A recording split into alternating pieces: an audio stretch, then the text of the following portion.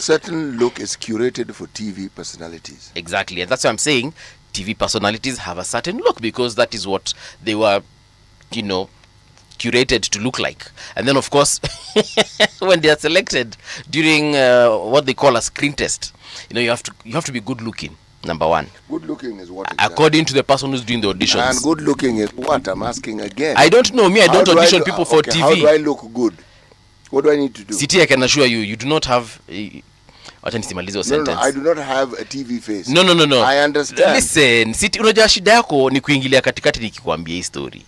What I'm trying to say is even that when I keep quiet, you do not have the nose for TV. That's what I wanted to say. Yeah, mapua. Nose. Yes. Nose. Pua lako na TV haziendi pamoja. It's not broad enough. You need to have one like mine. I was on TV once. So then you can't be plus size. But that was back in the day. Nowadays, I see a lot of plus size TV. Plus size is what? Fat. No. There are people who are big and they're not fat. I meant fat. I was just being polite. And fat is what? How do you decide that somebody is fat? I don't know. Because they have a belly.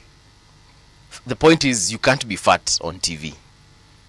All right. Yes. And then also you can't be too skinny. Yeah. Because at the end of the day, people don't want to look at you and start wondering whether you've been fed. They want to look at you and feel like, you came from a place where you've had 3 meals in a day before you actually came on TV to anchor the news or to give them the news of the day. So there's a certain look for TV, basically. That's what I'm saying. Kuna watu wakikaa design flani, hata career yako inaishianga hapo, unaambiwa sasa wewe toka tuenda home. Yeah, that's unfortunate. I'm going to take the view that there's logic behind what you're saying. I'm also going to say that it has happened. It happens. I don't understand why. Maybe one day we shall have an interview with a TV personality or people who actually audition people for TV, watuambie why they look for those kinds of looks. Yeah, but that is what it is. And those looks are what? Anyway, fine. Yeah. Those looks. Just watch news. Watch like the 7 p.m. news. Watch the 1 o'clock news. Watch the 9 o'clock news, and you'll notice something about the personalities. They look different. Exactly, but you will notice there's a what do I call it? Like kuna ile bare minimum trend wako nayo. I honestly have no idea what you're talking about. Ndakusho. But I'll just say thank you very much for the information. Unaona tukienda break at 7 o'clock. Ndakusho. Yeah, ndakusho. But anyway, good morning. How are you doing? I am doing very well with my nose, which isn't as broad as yours. Yeah, you don't have the nose for TV. It is the 9th day of September. I was going through what happened today in history, and I came across a couple of things. Unfortunately, we don't see a lot of things happening in Africa. What are you talking about? Across history that has been recorded. Across recorded history, we don't see a lot of things. Like, for example, when I was checking out, I was seeing things about the US and Japan. I saw nothing about Africa, and I was like, kwani we didn't exist back in the day? But anyway, let me just tell you some of the things that happened today in history. There's someone called, on this day, Joan of Arc attacked Paris in 1429. Do you know what was happening in Africa in 1429? Yes. Something recorded. Yes. Like?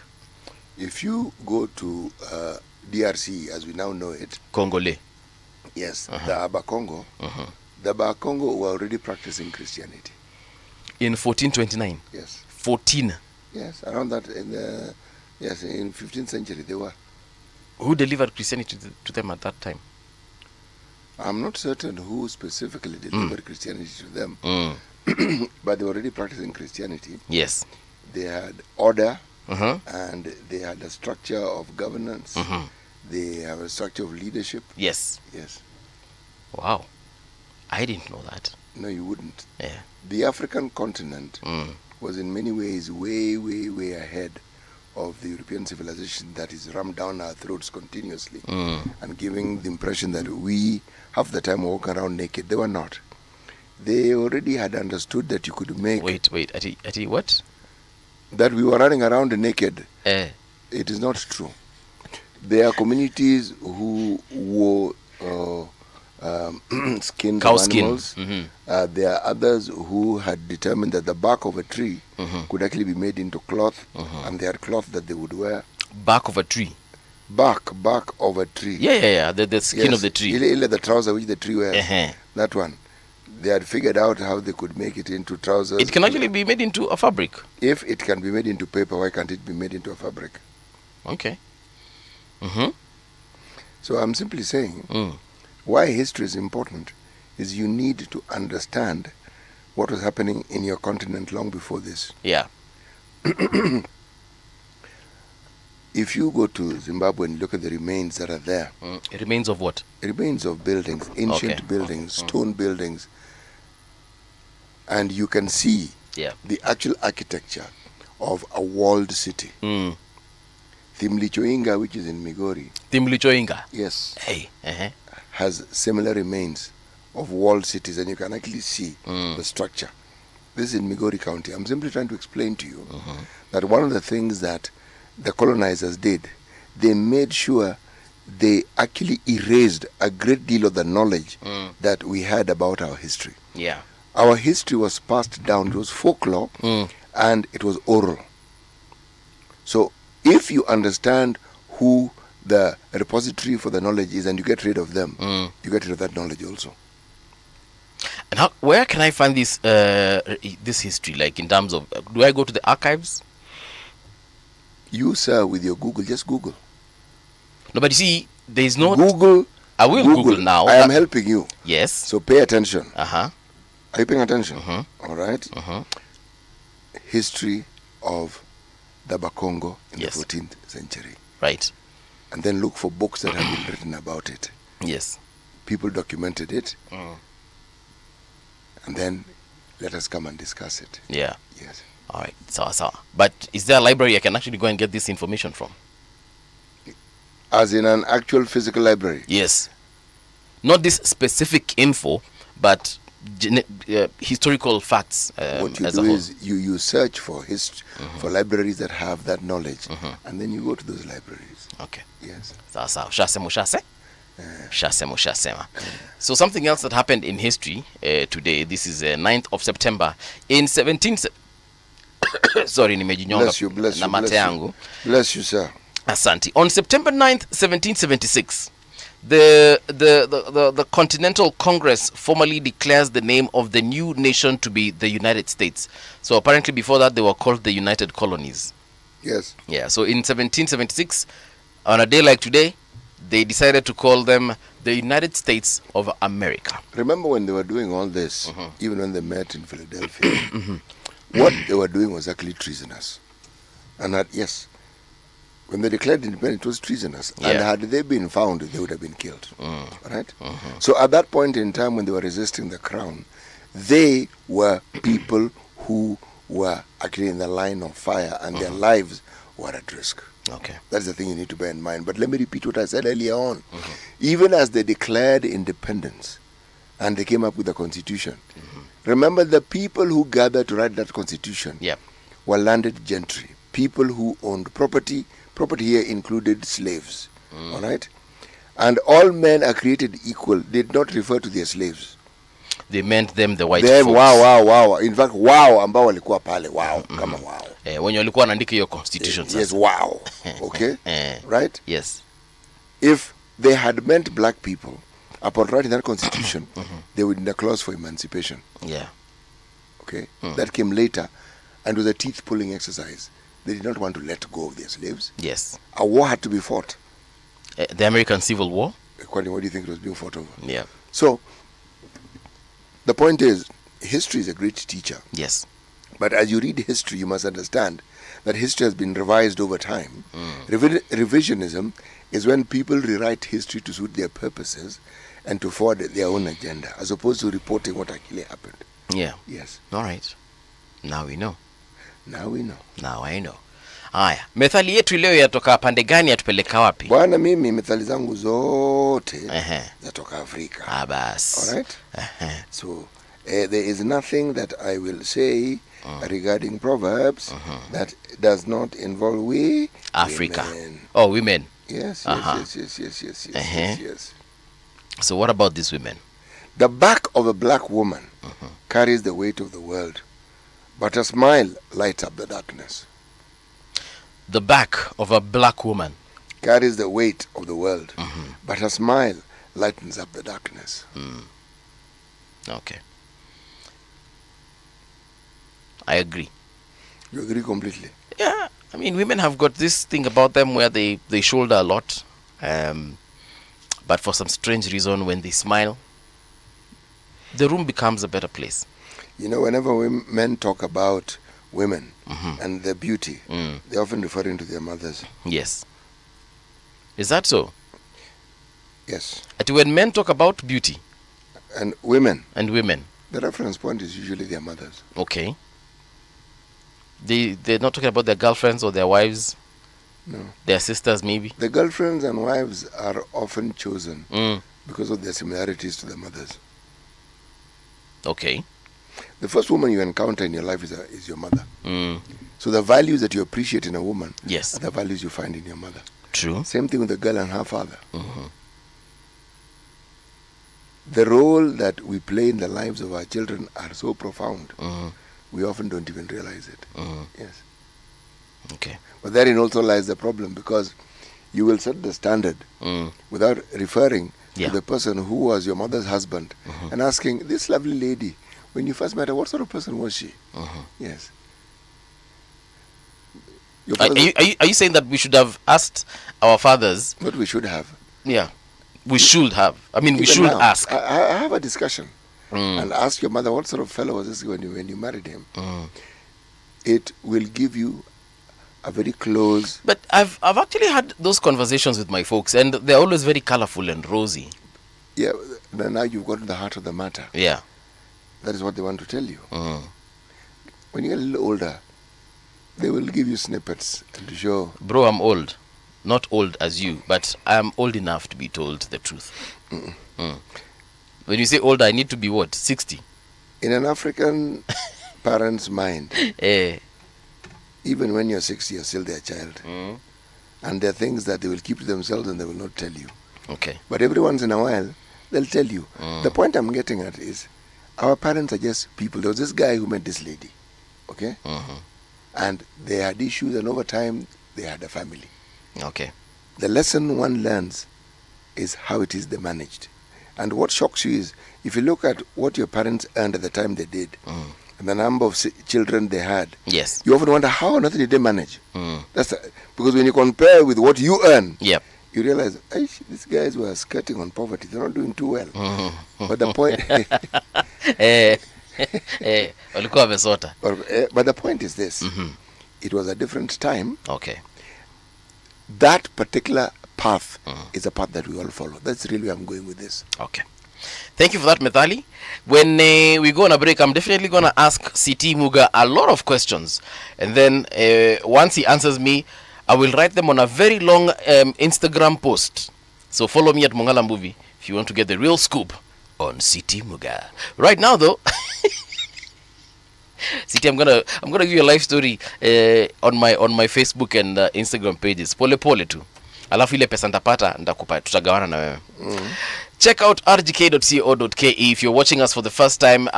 Welcome so much to Radio Generation, the People's Breakfast. That's also our hashtag. You can use it on X. That is at Radio Gen KE. That's us on X, and it is also us on TikTok. It is also our handle on Instagram, and on Facebook you can find us at Radio Generation Kenya, which is also our channel name on YouTube, Radio Generation Kenya. Once you log on to www.youtube.com. All right. Now that we are together, let's check out what's happening on rgk.co.ke. Court focuses on procedural issues in students' trial over President Ruto post. So Tanya Wanjiko, our reporter, has written a very interesting piece here about this particular court case. Court focuses on procedural issues in students' trial over President Ruto post.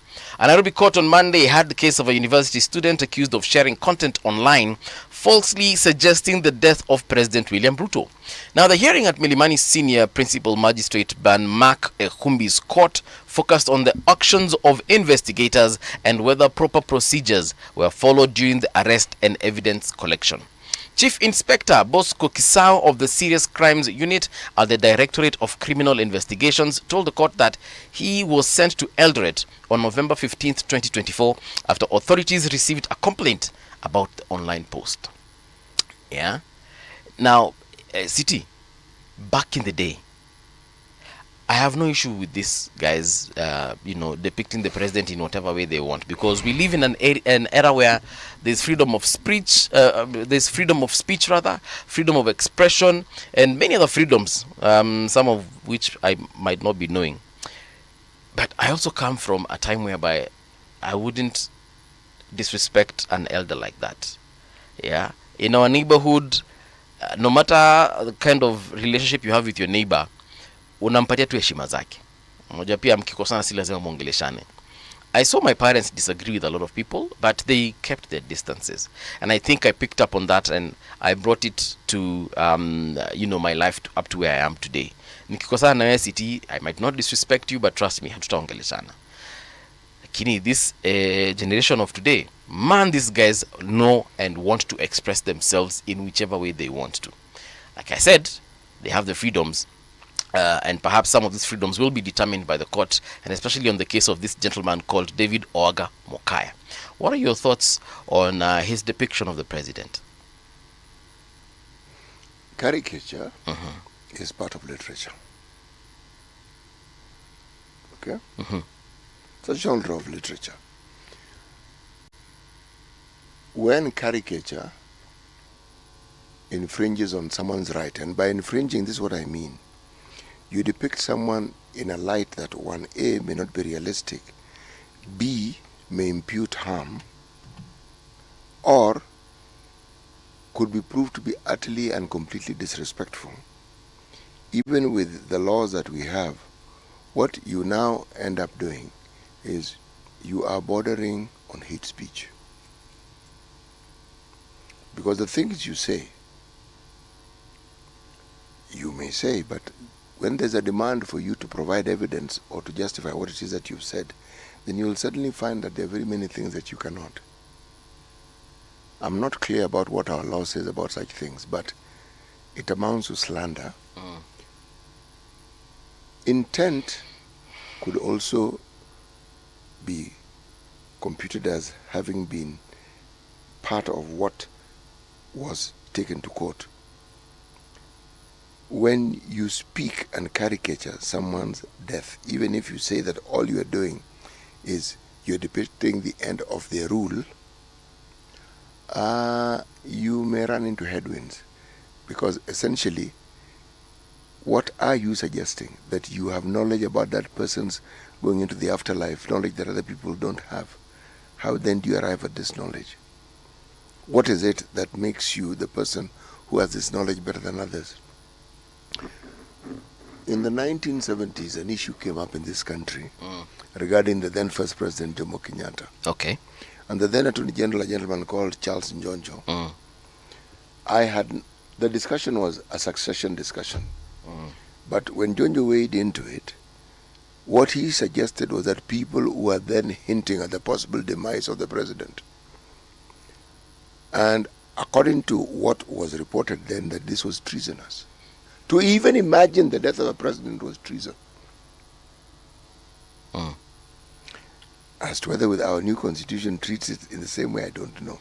But the beauty of things which are in court is we will over time get to hear all the nuances and all the things around this particular matter. Yes. Yeah. So I wish David Oaga Mokaya all the best as far as his case is concerned. He was arrested actually in November 2024. I get that people are, disgruntled, they are unhappy, they are sad, they are mad. There are all these kinds of negative emotions that people are going through. And it's very okay to go through them. It's not okay to be in that situation, but it's okay to express yourself. I just feel like sometimes, we just need to think about some of these things that we're putting out there. Yeah. Because we have a president who is extremely visible, loquacious, he's a man who speaks a great deal. Yes. During his campaign, he spoke even more a great deal. Yeah. And in the great deal talking, he promised many things. So when someone is undergoing what they consider economic hardships, they will likely blame the president. True.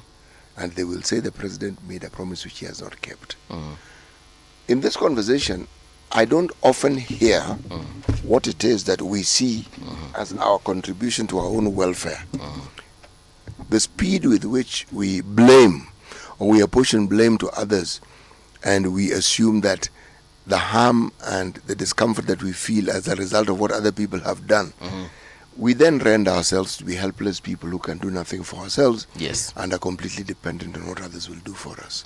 Yes. So it's a sorry state of affairs, but the suffering that many people are going through are real, as is their disappointment, and in many cases, as is their anger. Yeah. Yes. Okay.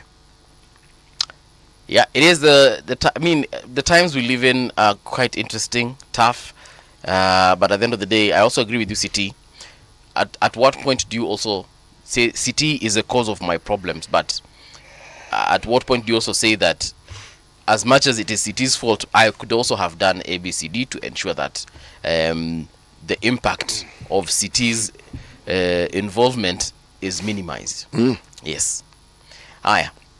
There's another story here. Banks and development financiers back 12 trillion green growth plan.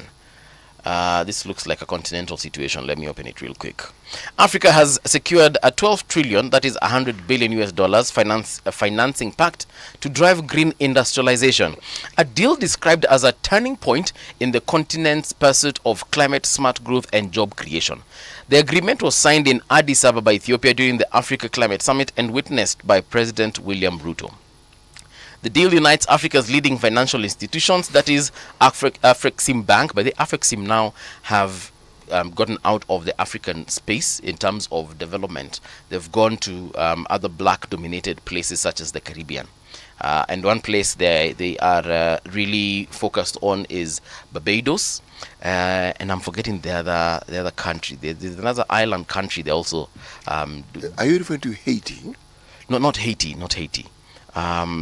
Ziko nyingi hizo nchi. Ziko nyingi na ni neighbor tu wa Barbados hapo, na si Jamaica. Yeah, but nikikumbuka ndawashow. So so there's Afrexim Bank, Africa 50, KCB Group. Wow, okay.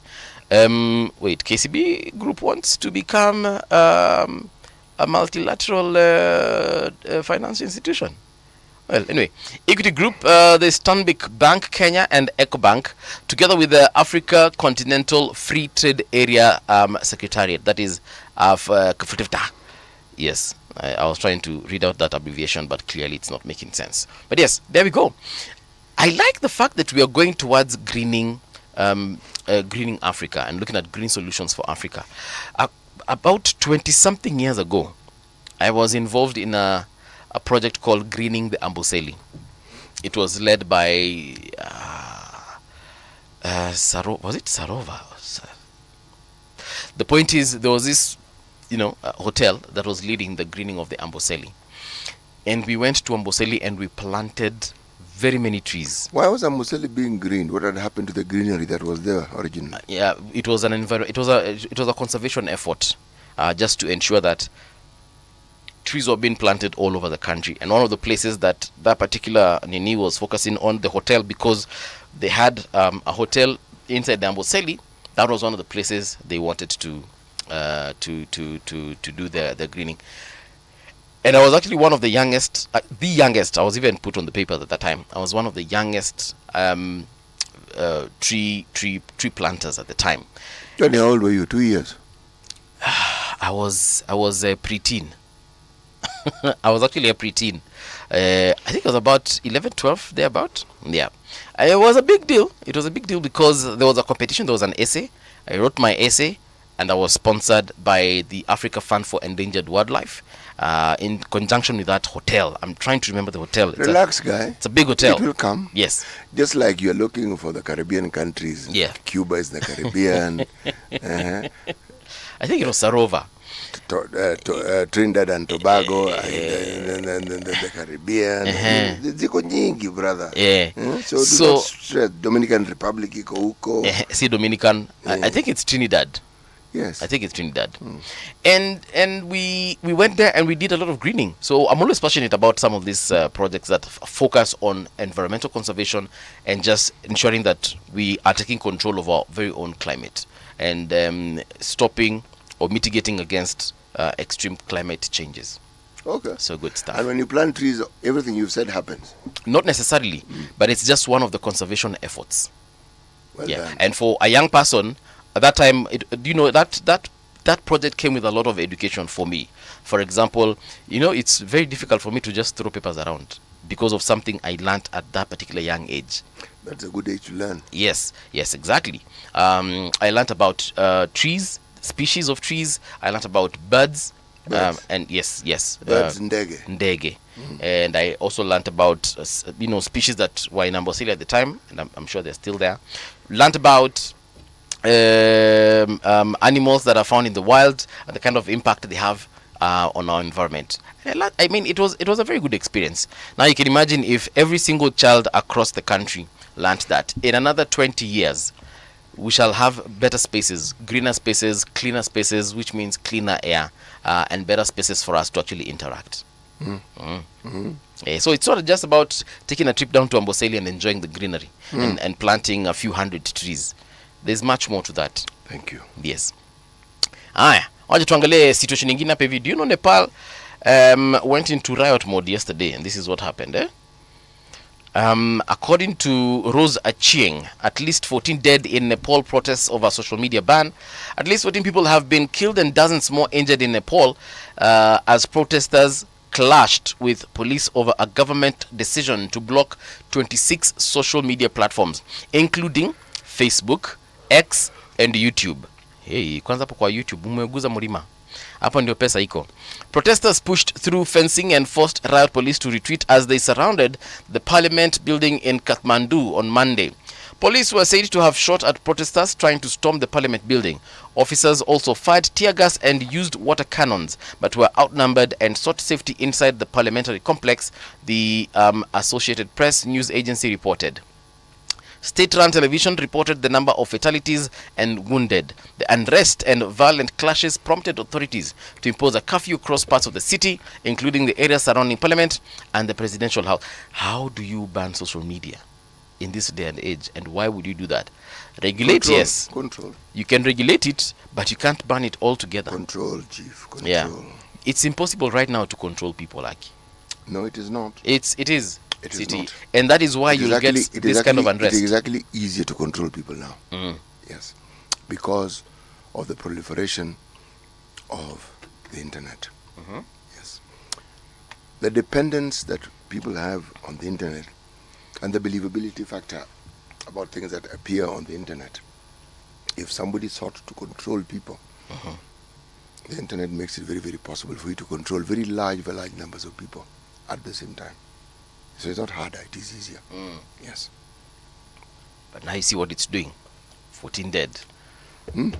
Police being overpowered, seeking refuge, people burning down buildings.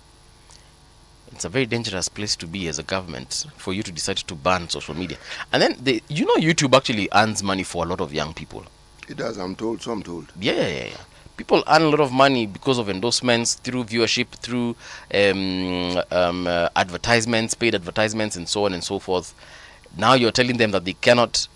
And kwanza hapa Kenya, if you were to ban YouTube, do you know how many people you've literally rendered homeless? No. So many. A lot of people are literally living off YouTube and YouTube alone. There's someone right now who's just woken up and they're creating a video that will be posted maybe at around 10. And that video is going to rake in thousands of views by Friday. And by the end of the month, probably a couple of million views. And that person is literally going to get their rent money from there, money for their food, money for their parents, maybe they're taking care of, money for other things. And then if you decide to ban that, and I'm talking about here in Kenya, if you ban that, my friend, utakuwa umeguza mlima. All right. Let's check out what's happening on the roads of Nairobi as far as traffic is concerned. Are you stuck or are you moving? Let's find out.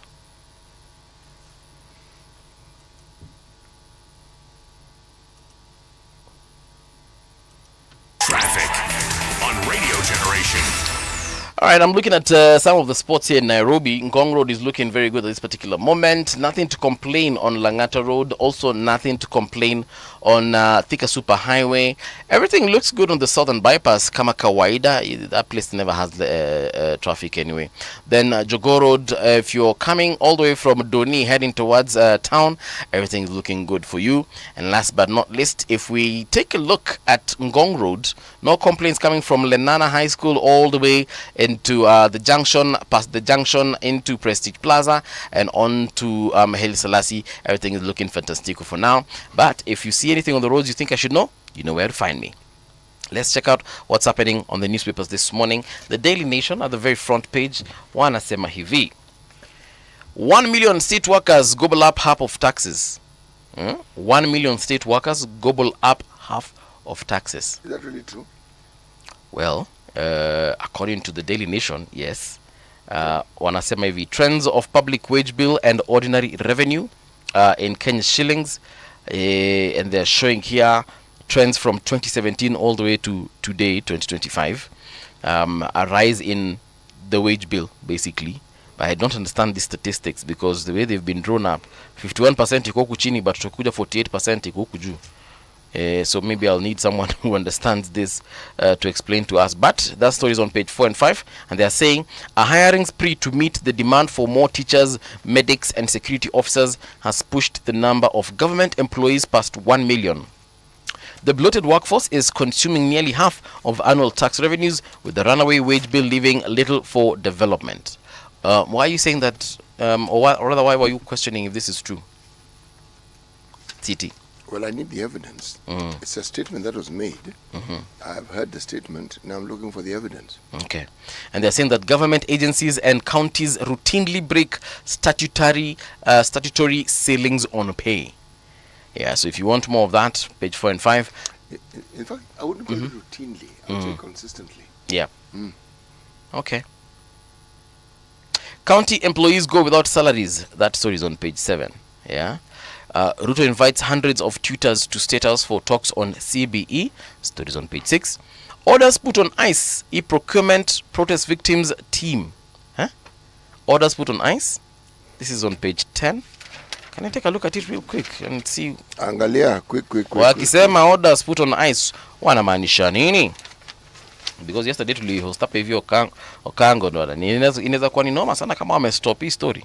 So what they're saying is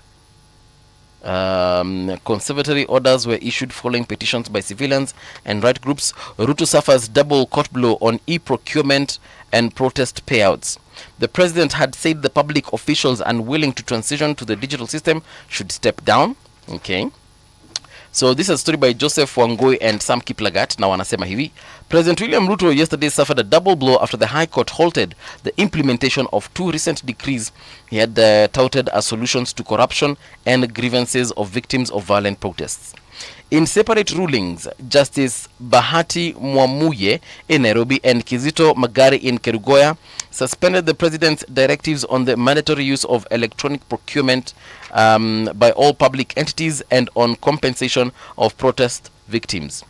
You remember someone last week told us about the EGPS, yeah, the Electronic Government Procurement Service. Yes, I remember. Sasa koti imesema they have put a halt on that particular system. Now, the conservatory orders were issued following petitions by civilians and rights groups who argued that the decrees were unconstitutional and procedurally flawed. Before the legal setbacks, President Ruto had warned government officials resisting the e-procurement system that there was no going back on the plan. And I remember CS Mbadi at some kind of luncheon 2 or 3 weeks ago, saying the same thing, saying that they have to move to that e-procurement system. I understand what they're saying, but let me ask a simple question. When you want to completely overhaul a procurement system, is this not one of the things that should be taken to public participation? Should people not be convinced of its efficacy rather than these tough statements? Or you see, this is where things go south. Those who are unwilling to transition must step down. Now, the moment you read such a statement, you're thinking, why this hard-handed position? Should you not persuade and get people to understand why it is so important? Or have you persuaded them, or at least attempted to, but because it brings about an element of accountability that certain people are uncomfortable with, it's being fought? What is it? First of all, public participation, I don't know how the public will affect some of these things because of policies. These procurements are for us and they are for our benefit. They are. But at the end of the day, me as a common wananchi, at no one point will I, unless I'm doing business with Gava, there's no point I will interact with that procurement system. No. So the public participation that you're asking for. You actually do interact with it. How so? Think of everything that you do in your life on a daily basis, whether it is the building of a road, whether you're talking about electricity, whether you are talking about provision of water. The procurement process influences and affects every aspect of our lives. So if somebody says we're introducing a new system for this process, every service that the county government, the national government, every contract that they get into, that they procure. Precisely. You've understood me perfectly. Now, for me as Paul Mungalambuvi, who probably doesn't want to do business with government in terms of me providing services to the government, I really don't care how they do their procurement. You must care. That's the point I'm trying to make. Because it will affect you.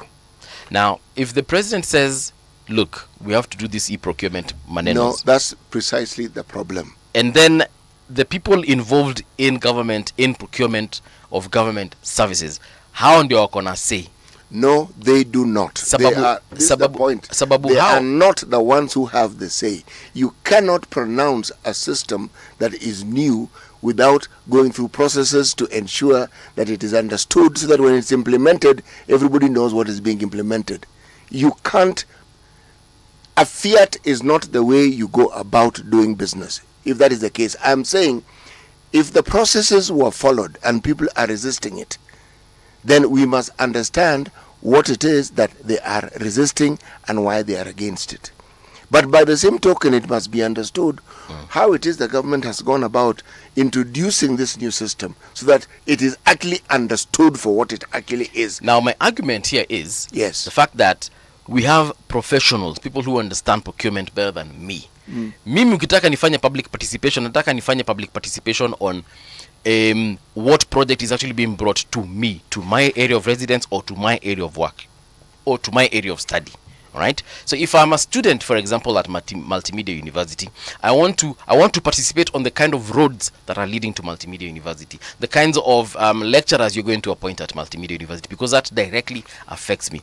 But you who is procuring these particular services, mi sijali kama mtachukua bulldozers kutoka Uganda ama mtazichukua kutoka Germany, or you'll take them from Kimani, who is actually a businessman in Murang'a County.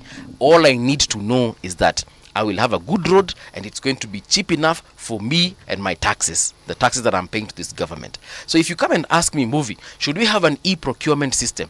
To be honest, I didn't even know the one that you had before. Was it a manual system? Fine. Was it working? No. Yes. What problems did it have? These are the problems it had. So if you know the problems and you can see what the e-procurement is doing for you, and do it. For me, that's a matter of policy. And unless it's a matter of law, something that will actually be taken to parliament and debated on, I honestly do not see why I should be involved in it. Anything that changes people's lives in such a momentous way must be subjected to debate, Chief. We procured a system for SHA for 103, 104 billion shillings. We procured it. When you're told that system collapsed and isn't working, we haven't been told whether it's working now. Yes. You ask. Yeah. Every once in a while, we're told we needed some new equipment for printing and making passports. The time we were told that there's a receipting system in KRA and we're buying a new system. The fact that we are informed about the purchases, all these things, when I say affect us directly, they do. Now, my position is that part of the problem that we face is because you've introduced something and you haven't explained it adequately so that it is understood. To the public or to the people who are actually going to use that system? No, we are the ones. There is a very direct connection between government officials who use that system and us. That system is being used on our behalf for our benefit. Yes. Government doesn't procure for itself. And you see, for example, when you use the SHA example, don't I agree I need to participate in the decision that will bring about SHA or NHIF or any other thing that they might decide to bring about. Why? Because at the end of the day, I am paying SHA directly from my phone or from my computer or from my debit card or from my bank. That one is something that I want to participate because I want to make decisions, because at the end of the day, chances are I will need to use SHA at one point in my life. But an e-procurement system, unless I'm employed by government today, of which I don't want to ever work for government, I do not see myself interacting with that procurement system. And even if I was to be hired by government, I'm not going to be hired as a procurement officer. It's either I'm in communications or you take me to biotechnology. Do you have a car? Yes, I do have a car. Do you drive it? I drive it. Are you involved in the procurement of the contractor who actually builds the roads you travel on? Am I, what? Come again? Are you involved in the process of shortlisting and procuring? The engineers? Everybody who's involved in the building of those roads. Okay. No, I'm not. Precisely. But you still use the road. Yes. Should you not have a say in how that road that you use is actually, or the contracting is procured, because it benefits you? Yes. The kind of say that I will have, fine. You want us to go on public participation of building of a road? Please let us do. Let's talk about the environmental impact of that particular road that I'm going to use, and let's also talk about the if that road is going to inconvenience anyone else. So yes, I want that road built, and I want it to be built by the best engineers or the best contractors or the best builders of roads. Yes, but when it comes to the engineering and understanding who should be given, if today I'm given CT and I'm given Edna and I'm given what's his name, Brian Odor, and I'm told these are the engineers choose, I honestly do not know your expertise in road building. The e-system doesn't choose your engineers individually. But you get what I mean. I am not going to choose the expertise. If what I'm argument I'm having. I wasn't discussing expertise. Yes. I wasn't getting granular. I was looking at the subject matter from a holistic perspective. Here is a system that is clearly being resisted. And I'm asking the question. Yep. The people who are supposed to use it, were they consulted? Were their opinions sought? Was this thing explained adequately to them? I have a feeling it wasn't.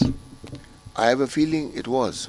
The procurement people? I have a feeling it was, and I have a feeling they rejected it. That for some strange reason, this system will actually limit what it is that some of these people have been doing. Ah, you mean the thievery? Yes, I have that feeling. Yes.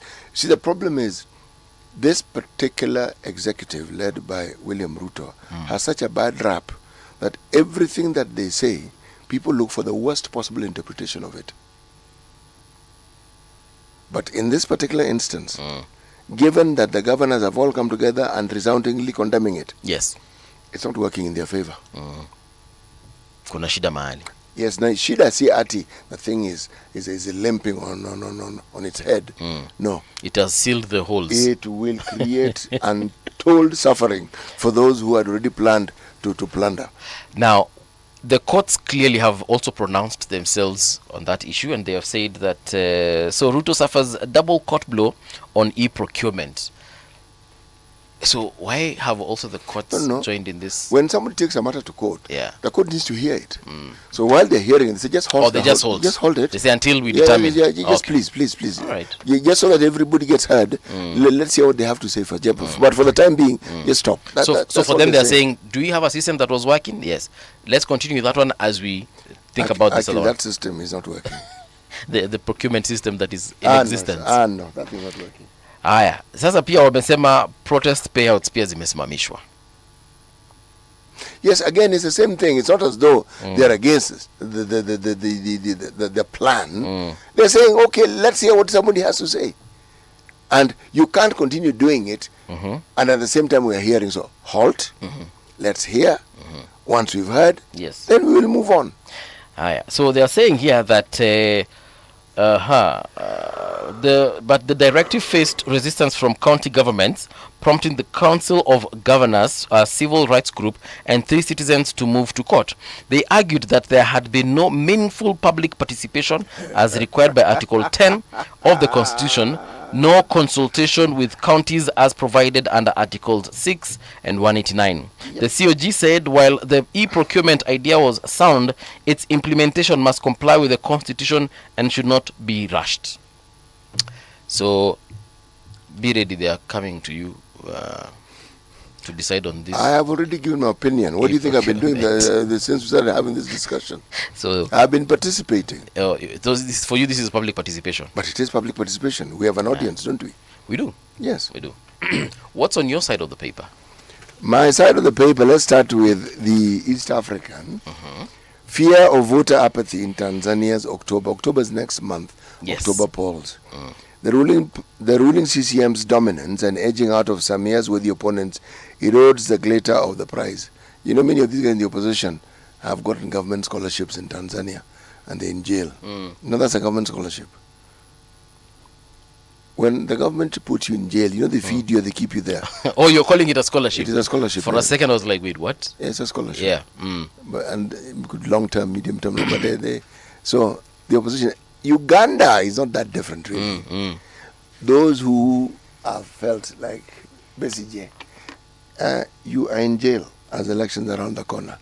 In 4 months' time, Uganda goes to the polls. Yeah. So, my friend, things are warm and they're heating up. Do you have a feeling that after the elections in Uganda and Tanzania, individuals who are currently incarcerated will be, let go? They'll be released from prison. Do I think prison what will happen, where, which, how, when? Ask your question again. Do you think after the elections in Tanzania and Uganda, the opposition leaders that have been arrested might be released? There's a likelihood that they'll be released, yes. This is a ploy that very many African leaders use. I don't know why they don't see that they are the ones who make these people even more popular. Yeah.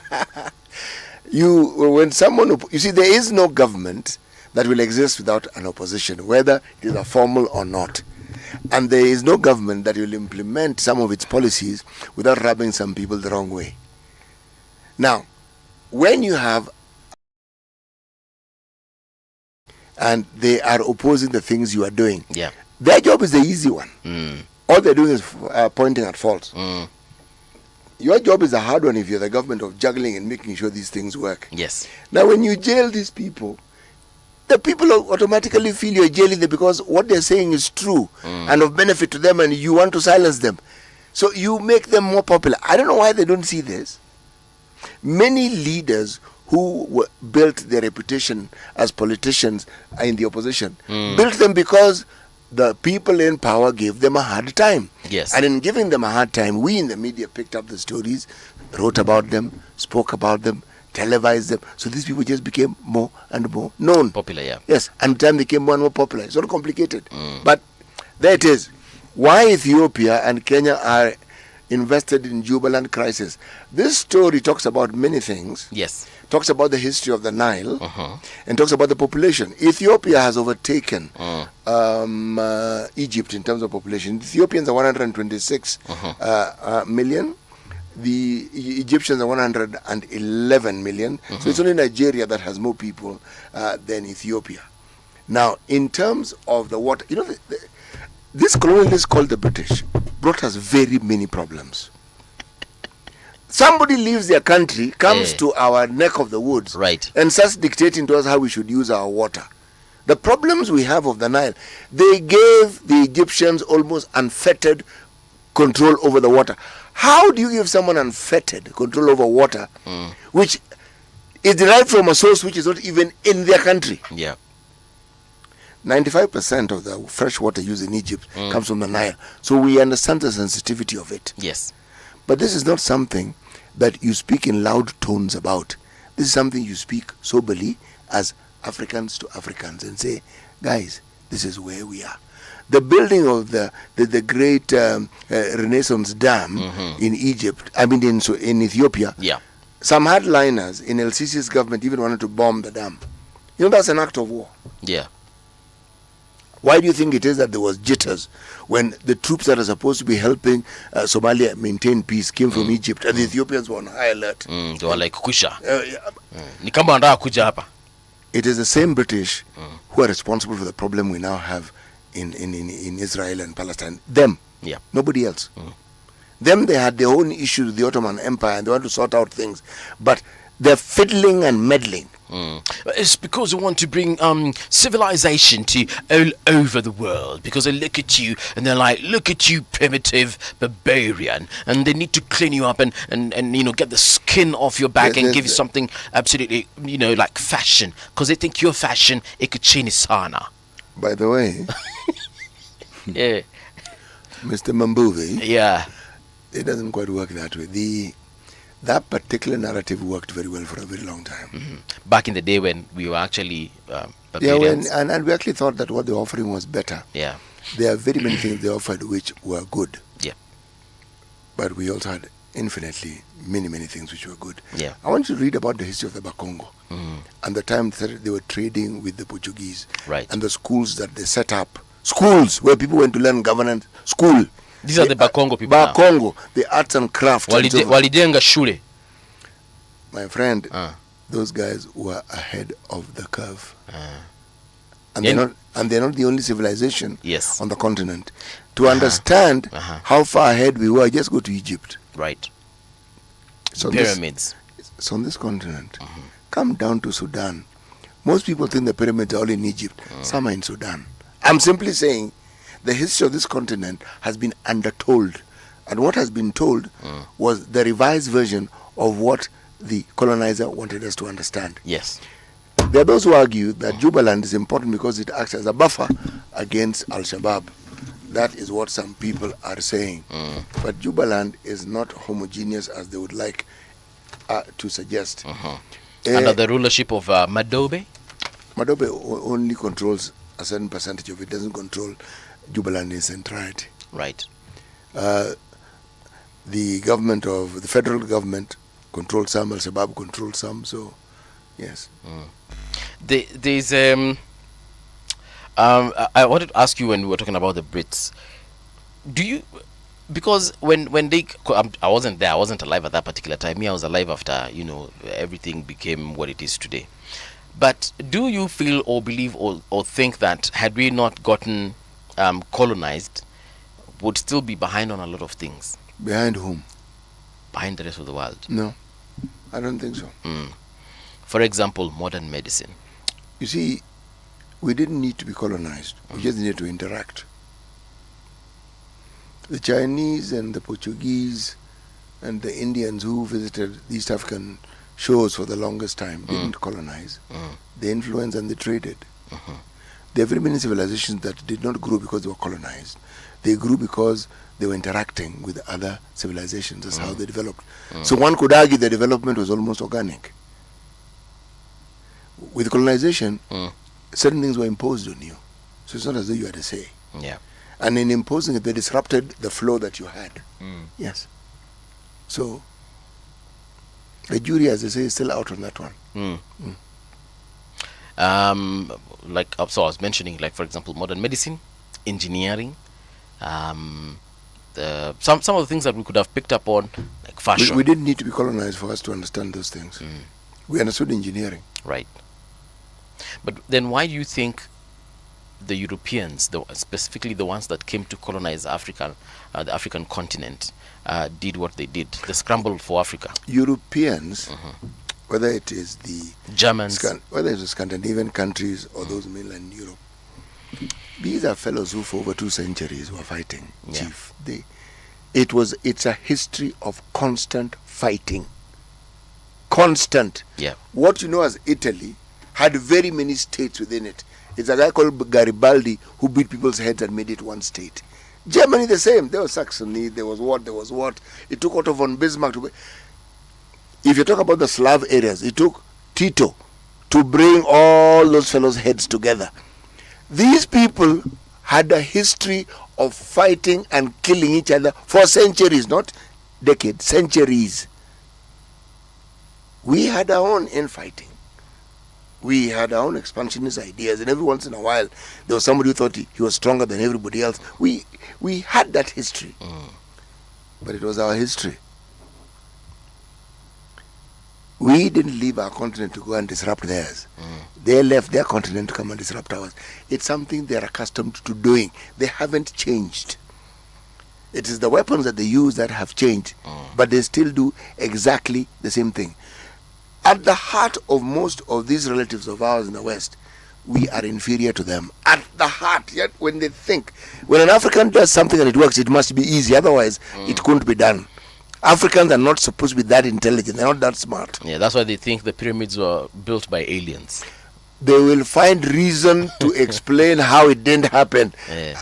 Africa, no, Africa, it's something that bothers them. It is a command narrative that you use when you want to colonize a people, and you want to justify, because they're taxpayers, that these people, we're helping them. They're killing us by the hundreds, but they're helping us.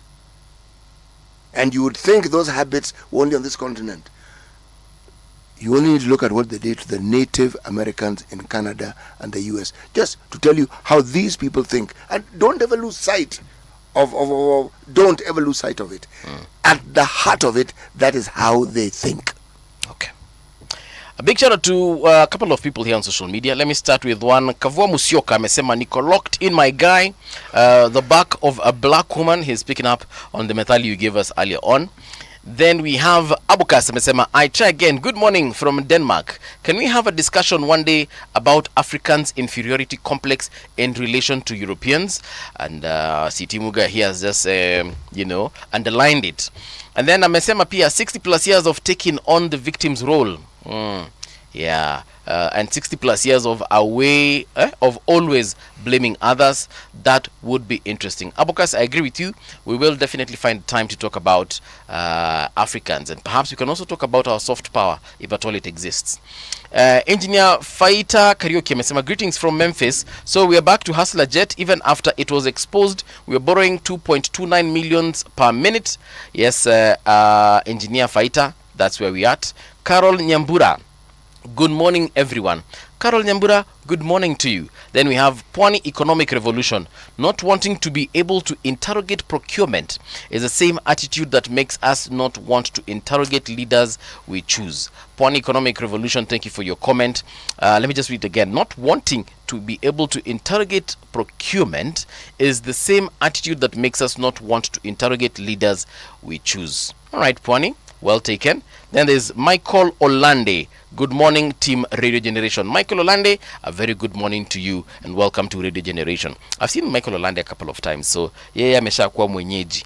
Thank you so much for tuning in. We're about to get into the news with Winnie Maganga, but as we do that, also we shall be having conversations coming up in the next couple of minutes after the news, that is. So do stick around for that and much more. You can also let us know your thoughts on our YouTube live chat section. That's a comment section. You can let us know what you're thinking. You can also contribute to the conversation. We shall be checking some of those comments and conversations as we move forward. Also, another place you can get to interact with us is on our X account. That is at Radio Gen KE.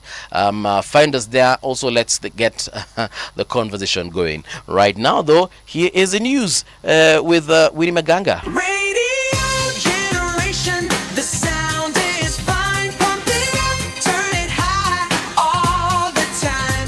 Let the music move you, let's sway. Radio G's got your jam all day. Radio Generation, the home of urban soul.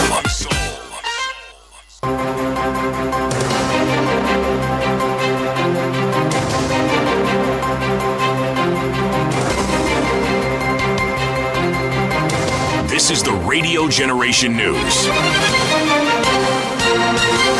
Good morning, I'm Winnie Maganga. The Nairobi County Government, working jointly with the National Police Service and Kenya Power, has dismantled an illegal electricity distribution hub operating near the National Archives in the Central Business District. The rogue station, which had been supplying power to shop owners while tampering with security lighting and CCTV systems, was shut down Monday afternoon at National Archives as manhunt for its mastermind began. According to Governor Johnson Sakaja, the team has since unveiled a security and infrastructure plan to restore order in the CBD, targeting rampant muggings, vandalism and power failures caused by sabotage and illegal connections. We got some incidences from that within the CBD where lights were deliberately switched off at around I think 9 p.m. thereabout. Hao ni watu ambao watashikwa. Utakuwa na mkutano na wale wamiliki wa vyumba, that you must have your own spotlight as well, in addition to the public infrastructure that we have the responsibility to ensure is there. Then that feeds into the security of the city, and that's what happens world over. If we have an orderly city, it means even matter security will be easier, much more easier to execute, so that we all live in a city that is peaceful. The health sector caucus has issued a 21-day strike notice over what it has termed as failure by the Council of Governors to address issues affecting health workers. The health unions are accusing governors of constantly frustrating attempts to convert universal health coverage staff to permanent and pensionable terms. The unions now want all UHC staff converted by the end of September 2025 and their letters backdated to July. That we have been dealing with issue of UHC absorption since 2022, and the weak link in absorption of UHC workers are the governors and the Council of Governors. Na kama mnajua mmeshindwa na afya nzima, mtuambie irudishwe kwenye serikali kuu. Maana sisi kama viongozi wa muungano wa unions tumeanza kuona ya kwamba mmeshindwa na mmelemewa. Our people have suffered under the county governments. Promotions are not coming, redesignations are not coming, medical cover is not there. A Nairobi court has continued hearing testimony in a case against David Oaga Mokaya, a university student accused of publishing fake social media posts to imply President William Ruto was dead. The case has raised questions on freedom of expression, due process, and the handling of online speech in politically sensitive matters. Mokaya was arrested in November 2024 and charged with publishing alleged false information about the president.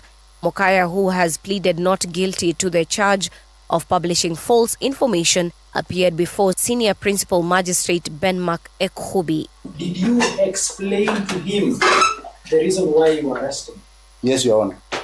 Is this the same time that you were signing the inventory? After signing the inventory. Okay, we did introduction, then we signed the inventory. So the inventory that you have signed or that he signed, did it indicate the offense that you were investigating him of? President William Ruto has challenged the international community to step up contributions in climate change adaptation and mitigation to complement Africa's efforts.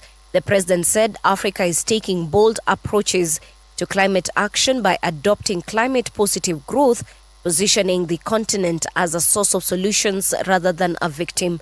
He said the national declaration adopted at the inaugural Africa Climate Summit in September 2023 demonstrated Africa's commitment to climate action as a driver of economic growth, transformation, and job creation, and not a burden.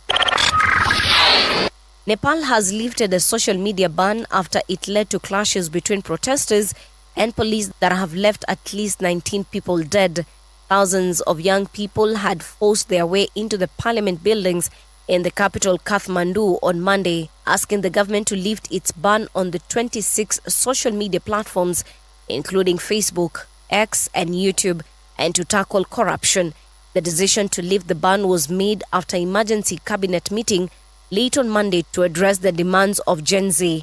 More than 100 people were injured in the protests, which also took place in towns outside the capital city. And that's the truth on Radio Generation. Good morning, I'm Winnie Maganga.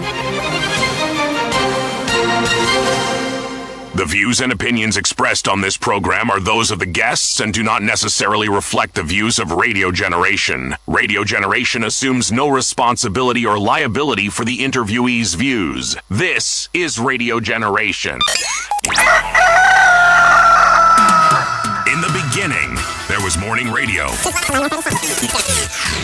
But now there is Radio Generation's The People's Breakfast. Curious and bold, getting facts from the shadows. That's what it is. Now, as the city wakes and secrets stir, a bright new voice shines. The People's Breakfast. Your morning, your voice, your journey. Good morning. Good morning, my neighbor! Welcome to the home of hard truths and bold insights, Radio Generation. A very good morning to you and welcome to Radio Generation. My name is Mongala Movie, 88.8 in Nairobi, 90.7 in Mombasa. I was looking at our billboards in Mombasa by the city, and they look absolutely stunning. I don't know if you've had a chance to take to look at some of the photos. I have. I Yeah. have. They stand out. They are eye-catching. Yeah. Yes, they are not the sort of thing that you will ignore easily. Sasa sijui Mombasa tuenda lini tukasalimia watu wa pwani, but kwa kusema kweli mimi si na shughuli na kuwasalimia. Mimi nataka kwenda tu kuogelea. Nataka kwenda beach mimi. Hamna mahali pa kuogelea hapa Nairobi. Hapa Nairobi tuko na swimming pool, lakini swimming pool za huku si kama zile za kule pwani, za kule Mombasa ama Diani ama ukienda kule Lamu ama Malindi ama Kilifi ama Kwale. So nataka yani nipatiwe nafasi. Kwa ufupi, naomba mdosi wetu ambaye anajua ananisikiza sasa hivi. Kwa ufupi, wewe unataka kwenda kula happy, sio? Nataka kwenda kula. Si uongo, nataka nilipiwe all expenses paid trip. Bwana. Waona, mimi sitaki kujilipia pesa zangu. Wewe jipange bwana. Pesa zangu zibaki kwa mfuko, lakini nataka kampuni najua anisikiza sasa hivi. Hapana bwana, wewe jipange. Najua mdosi anisikiza. So mdosi. Jipange bwana, mimi nakwambia jipange. Unajua City nikienda tunaenda na wewe. Hakuna mahali tunaenda na wewe. But City, are you fun loving though? I'm extremely fun loving. Yeah? Yes. You know, one of these fine Fridays I'll take you out on a juice drinking spree. Those places that you like going to? Yeah. We'll go and drink juice the entire mpaka usiku. Soup. Na soup, ndakubaya soup by the City. Nataka kuona unakuangaje after you've taken 2 bottles of soup. Exactly as you see me now. Kuna. Yeah, and you know the kind of soup I'm talking about. Wewe sioni ukitoboa. Yes, bone soup.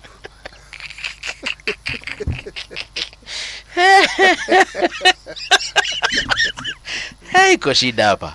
Iko shida kubwa. So watu wa Mombasa, a very good morning, 90.7 and welcome to Radio Generation. If you're joining us for the first time and you saw that billboard and you're asking, hey, what is this I'm seeing here in the streets of Mombasa? Well, it is us you've been seeing. You can also watch us live on www.rgk.co.ke.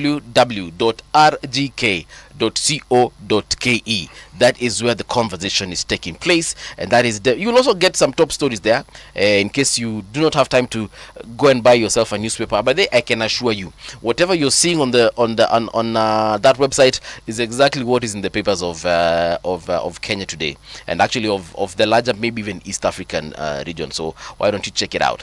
Our guest for today was supposed to be here to talk about, and I hope he's still on his way, talk about preventative medicine in Kenya and universal health coverage. So as we wait for him, City, you've worked in research in the medical field. Let's talk about preventive medicine in Kenya. We've spoken here with a couple of doctors and other medical practitioners who insist that in Kenya we are not really keen on preventing some of these diseases. We want to. The doctors are advocating for that, but for some strange reason, the system isn't focused on that. That's what I got. I don't know if you got a similar vibe. It's just a reflection of the reality. Remember, the curative aspect of healthcare is controlled by big pharma. All these companies with big names who produce medicines. Right. Yes. Now, if you focus on the preventative aspects of healthcare, it means these fellows may be producing things and there'll be nobody to buy. Yeah. Yes, simple enough. Yeah. So you need to understand right the business dynamics that plays into something like healthcare. My biggest problem also is the fact that our manufacturing doesn't focus on that as well. Actually, we don't even I don't think we manufacture many drugs. If we in Kenya, yeah, we do. We do. Kuna dawa, hebu niambie dawa moja inatengenezewa huko. Panadol inatengenezwa hapa. We produce very many drugs in this country. Yeah. Yes. Very many. When I say many, let me repeat again. Yeah. Very many. We produce antibiotics. We produce lots and lots of medicine in this country. Yeah. Manufacture literally. On license, of course, but we manufacture. Yeah. Yes. And perhaps our guest will let us know if at all that is the situation and extent of that, if he knows that is. We're talking about Honorable Brown Ashira Olali. He is the Secretary General and CEO, Kenya Environmental Health and Public Health Practitioners Union. That is KEFU. Okay, is that how we say that? Precisely. KEFU. Yeah, KEFU. For a lack of twanging, you can twang your tongue so much, but you just use KEFU. Do you know what I almost said? Yes. Kefufu. Ah.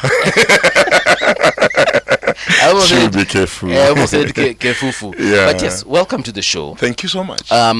Let's just start by what City and I were talking about. Correct. We're asking about manufacturing of medicine in this country. I don't know how much knowledge about that you have. Really, we as a country we really trying. I think we have overdwelt on medicines from maybe from outside, and I think it's high time, because we have the manpower and we have the skills. You know, we actually have a lot of skills in this country. If there's any country in East Africa that has the best brains in terms of medicine and public health, is in Kenya. And remember, we have very good training institutions. That is the Kenya Medical Training Colleges, University of Nairobi. All those institutions produce or rather manufacture very good brains in terms of medicine. And I think where we stand, we are at a good place. What we're actually lacking is maybe the infrastructure that we need to put in place. Remember, production of vaccines or other medicine is a scientific process. It's not really something that you can do like business. It is something that it undergoes several series of processes before a drug is certified, rather to be used on maybe to treat a certain illness or rather a certain disease. Yeah. So it is. I think we are on a good roadmap, but we'll have to invest a lot. It requires a lot of money, because it's not a cheap process. It's actually a very expensive process. But nevertheless, we have to go that direction, because we have an option. All right. Yes. Tell us a little bit about KEFU before we also get to the other part, which is universal health coverage. Tell us a bit about KEFU. KEFU, yes. KEFU. Yeah, KEFU is really the Kenya Environmental Health and Public Health Practitioners Union. This is a union that is actually representing the rights and the interests of the public health officers and technicians, or other specialists in Kenya. I think we are the people. We are the preventive medicine. We are the preventive doctors. On this space of prevention, we have never had a union since before. We've been having for the nurses, we've been having for the doctors, the clinical officers, the lab and what have you. But now we're in this space of prevention. We are talking about now trying to mitigate the environmental hazard, the thing that actually cause us to fall sick. Really, the work of KEFU, or rather our union, actually advocates for prevention. Our work is to decongest hospitals. We don't want Kenyans to fall sick. We want to ensure that we try as much as we can to ensure that Kenyans live healthy lifestyles. Because we actually motivated by the definition of the word health by the WHO. That's the World Health Organization, that really health is a state of complete, rather physical, mental and social well-being, psychological, not just merely an absence of a disease. We go beyond diseases. We want to ensure that Kenyans live good lives, and really we live better lives. Prolonged lifestyles. We reduce on cancers, we reduce on diabetes, we reduce on other lives, chronic diseases, reduce on preventable. Actually, top 10 diseases in this country are actually preventable. Name them. Talk of TB, talk of malaria, talk of cholera, talk of mpox.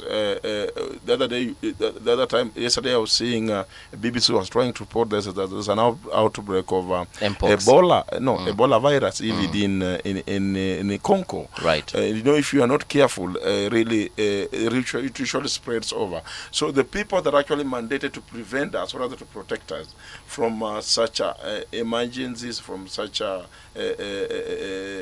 illnesses, are public health officers. That now the union, that my union now represents them. I have over 7,000 membership in Kenya and actually across the board. Yeah. 7,000 you said? Of course, over 7,000. Okay. And of course, we are still producing. The only challenge we're actually having is that we've not been putting a lot of emphasis. You know, we have a problem in this country in that we do not balance. You know, even if you look at the Ministry of Health itself, it has two state departments. We have that of medical services and that of public health and professional standards. And we need to, what we have been calling on as KEFU, or as a public health union, is that we need to have commensurate budget. When you're talking about budget for medical services, we also need to have commensurate budget for preventive, or rather for public health, so that we can be able to, while we can be able to treat them, we cannot be able to prevent, we can now also be able to provide a mechanism for preventing those diseases. Yeah. So I think we need to balance a commensurate budget for the both sectors, because they're actually equally important to us. Yeah. Are you saying that right now it's insufficient, the budget that has been allocated Very to public insufficient. health? Going even by the last budget we had, it can even surprise you. We actually look at the Miaga. If you look at what was given to curative and look at what was given to preventive, curative was actually given close to 118 billion. We got a paltry 32 billion. Very. In fact, if you look at that amount that we actually receive, most of it doesn't really address public health interventions, because we are talking about malaria control, we are talking about TB control, we are talking about cholera management, because we really don't want people to fall sick. Let me ask you. So, first of all, what would be a good budget or a sufficient budget? So you've said, for instance, in the last financial year it was 32 billion. Yes. So what would be a sufficient budget? And given that budget, what are some of those mitigating factors you're saying that you would put in place? We know resources are always limited. There can never be a sufficient budget for health. Going by the Abuja Declaration, we're talking about 15% of the national need should actually go to health, to finance health activities. And I think we have been having a challenge in terms of, especially in Africa, rather than in Kenya, in terms of financing health. We don't finance health. We have Kenya, we're talking about even close to 6%, 4 to 6%. We don't even reach that the 15% of the Abuja Declaration. So the budget that we're actually talking about, whatever it is, we need to ensure that it's actually commensurate. Whatever is being given to curative, it should also be given to preventive, so that we can actually be able to track down on diseases. We're talking about reviving disease surveillance, because we actually need to track down on diseases so that those diseases don't be able to spread. So what we are looking at is that we need to ensure that the budgets that are actually provided for, that are actually appropriated for, we have adequate budgets for public health. Okay. If I was even the president right now, and I think I like what the President Ruto, when he was actually coming to power, what he did, he actually looked at it, and actually, if you look at the issue about the community health promoters, for example, the community health strategy, that's a strategy that we actually gave birth to. It's actually that strategy was born by public health officers and technicians in Kenya, and we actually have been doing it. And the president embraced it and said, no, look, these people have been there, community health volunteers. They have been not earning even a stipend. Really, those guys who are doing a lot of things, because it's actually the people who actually offer a link between us and the referral facilities. And actually the president said, now look here, we need to make sure that at least these people get a stipend. And he said the national government shall provide at least 2,500. The counterpart, the county should actually provide 2,500. Is this a daily 5,000? Is this a DM, or it's a weekly, or it's a monthly thing? It's a monthly stipend, though not enough also, but I would really say that it's better than nothing, because these friends of ours were actually doing a good job, because in the event of an outbreak, that the people will actually sound the alarm, so that at least we can now be able to refer these cases to either community health units and maybe later on to referral. I want to say this, that the Kenyan system, the Kenyan health system, operates on a hub and spoke model, where we have the hub, the bigger, the referrals facility, and then the spoke. Then the spoke is the community health, the primary health care units, whereby now most of the things actually done at the primary health care. And I want to invite you that if we can be able to control most diseases at the primary level, at the level 1, where, because at the level one that most decisions actually made, even the decision even to have safe sex begins at the household level. The decision even to stop smoking, for example, we're talking about cancer, the lung cancer. We're talking about when people are actually smoking. We actually it's a predisposing factor to lung cancer, for example. We're talking about issues to do with malaria control, even sleeping under mosquito net. It's very important. There are areas in this country which actually are very much endemic to malaria. Go to South Nyanza, for example. Go to other areas. You go there, if you're not taking prophylaxis in advance, you are likely to suffer from malaria because the mosquitoes they actually spread malaria. So what we're talking about is actually a contingent plan to be able to control the malaria, to be able to control the TBs of this country, to be able to control the cholera, and it's actually a wholesome approach to ensure that we address these issues. Ashira, I have a question. Yes, sir. These community health practitioners, promoters, yes. Promoters, yes. Yes, sir. Are they on a like is that the only thing they do from morning till evening, or they have other things and then they embark on doing this community health promotion at a certain time? These are guys who they're actually on that. Remember, these are not very skilled individuals. Are you saying they are very skilled or they are not very skilled? They are not very skilled. Okay. They are not very skilled. I need to be very clear. They are not very skilled. They are people whom we usually call volunteers. There are people who actually are there to volunteer with information. They are just there to maybe say, for example, we have this thing that has actually come up. Can you be able to link? They work closely, and that's why they work closely with the public health officers. We are the people who supervise them. If, for example, there's an issue to do with an outbreak, for example, of a certain illness. Say cholera. Cholera, for example. And, for example, in a certain village, there's an outbreak of cholera. They'll work with a ward. There are people called ward public health officers in those areas. And we have disease surveillance coordinators that we work, who are PHOs, who are disease surveillance coordinators. They will be able to work closely. They link up with us so that we can be able to report such a case to a health facility. Now, when they report that case to us, like for example the disease surveillance or the ward PHOs, it is the work of ward PHOs now to do what we actually call contact tracing. For example, you find out what was the cause of this cholera. Is it because of issues to do with the water? Of course, cholera is a waterborne disease. If the issues to do with poor sanitation, for example, mambo ya open defecation, for example, we now come in and maybe address it. Remember, we have a challenge in this country ranging from water, ranging from sanitation, ranging from latrine coverage. We don't have the areas. It surprise you. Areas like Turkana, you go this open defecation. We do not have adequate latrine coverage, and no matter you'll be able to see these illnesses coming up day by day. So we need to really sensitize the members of the community that it is important you use a pit latrine. If you cannot be able to access a toilet, use a latrine. After you use a toilet, please wash your hands. Because it's important that before you do anything, if you want to serve food while it's hot. Avoid flies. Avoid exposing your food to flies, because really flies are also they actually carriers. They are carriers to some of these microorganisms. So it's a whole concept. These guys are doing a good job, but I'll say they cannot do much unless they're actually supported by the skilled professionals who are PHOs now, who are the public health officers, who are the nurses, who are the clinical officers, who are the pharmacists, who are the doctors in this area. Because really, if you took the health of the people, then you entrust, for example, to a lower skilled people, I think we'll be losing the point. Because we need to achieve universal health coverage, and you cannot be able to achieve UHC without the adequate HRH issues. Unless we achieve the human resources for health, we might not be able to achieve universal health coverage. So let me ask the same question I asked earlier on, but in a different way. Yes. If you were to be given a blank check, you're told put whatever amount you want to put on that particular check, just make things work. What are some of the things that you'd actually do to ensure that it is working for the public? Let me say this. They say $1 invested, $1 spent on prevention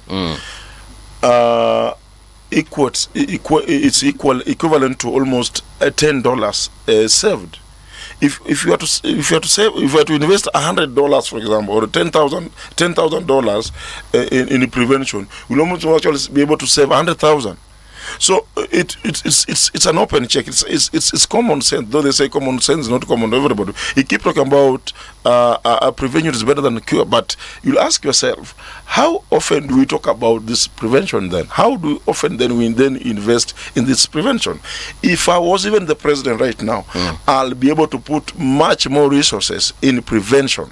In fact, I'll because I think we've been conditioned to fall sick. I think as a nation, maybe what we need is a behavioral change. What do you mean we've been conditioned to fall sick? Of course, our systems, the healthcare systems, we glorify more on curative. We glorify more, or can you pay your share in time? I mean, can you ensure you have an insurance cover? I think our brains have been conditioned to mean that we are supposed to be falling sick the next minute. Not necessarily, because the health insurance in many ways is preventative. Of course. You're paying for it and you are not sick. Exactly. But you're anticipating the day. There have been research conducted on some of the common, say, communicable diseases we have in Kenya and how the preventative aspect can actually be practiced. Correct. ICCM is the one which is probably most quoted.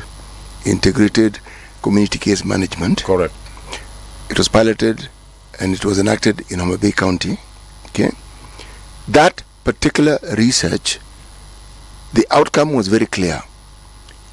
The process of diagnosing and intervening in pneumonia, malaria, and diarrhea. Yes.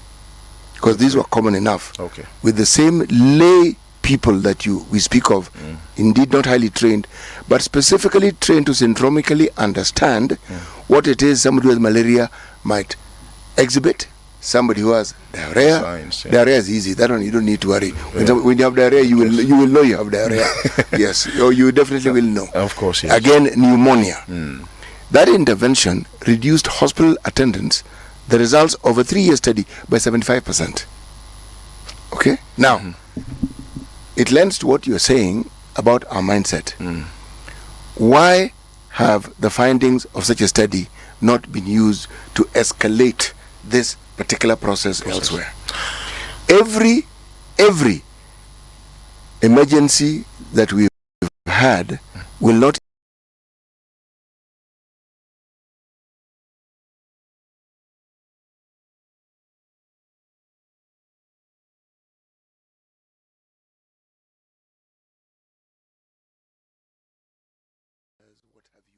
These were community health volunteers.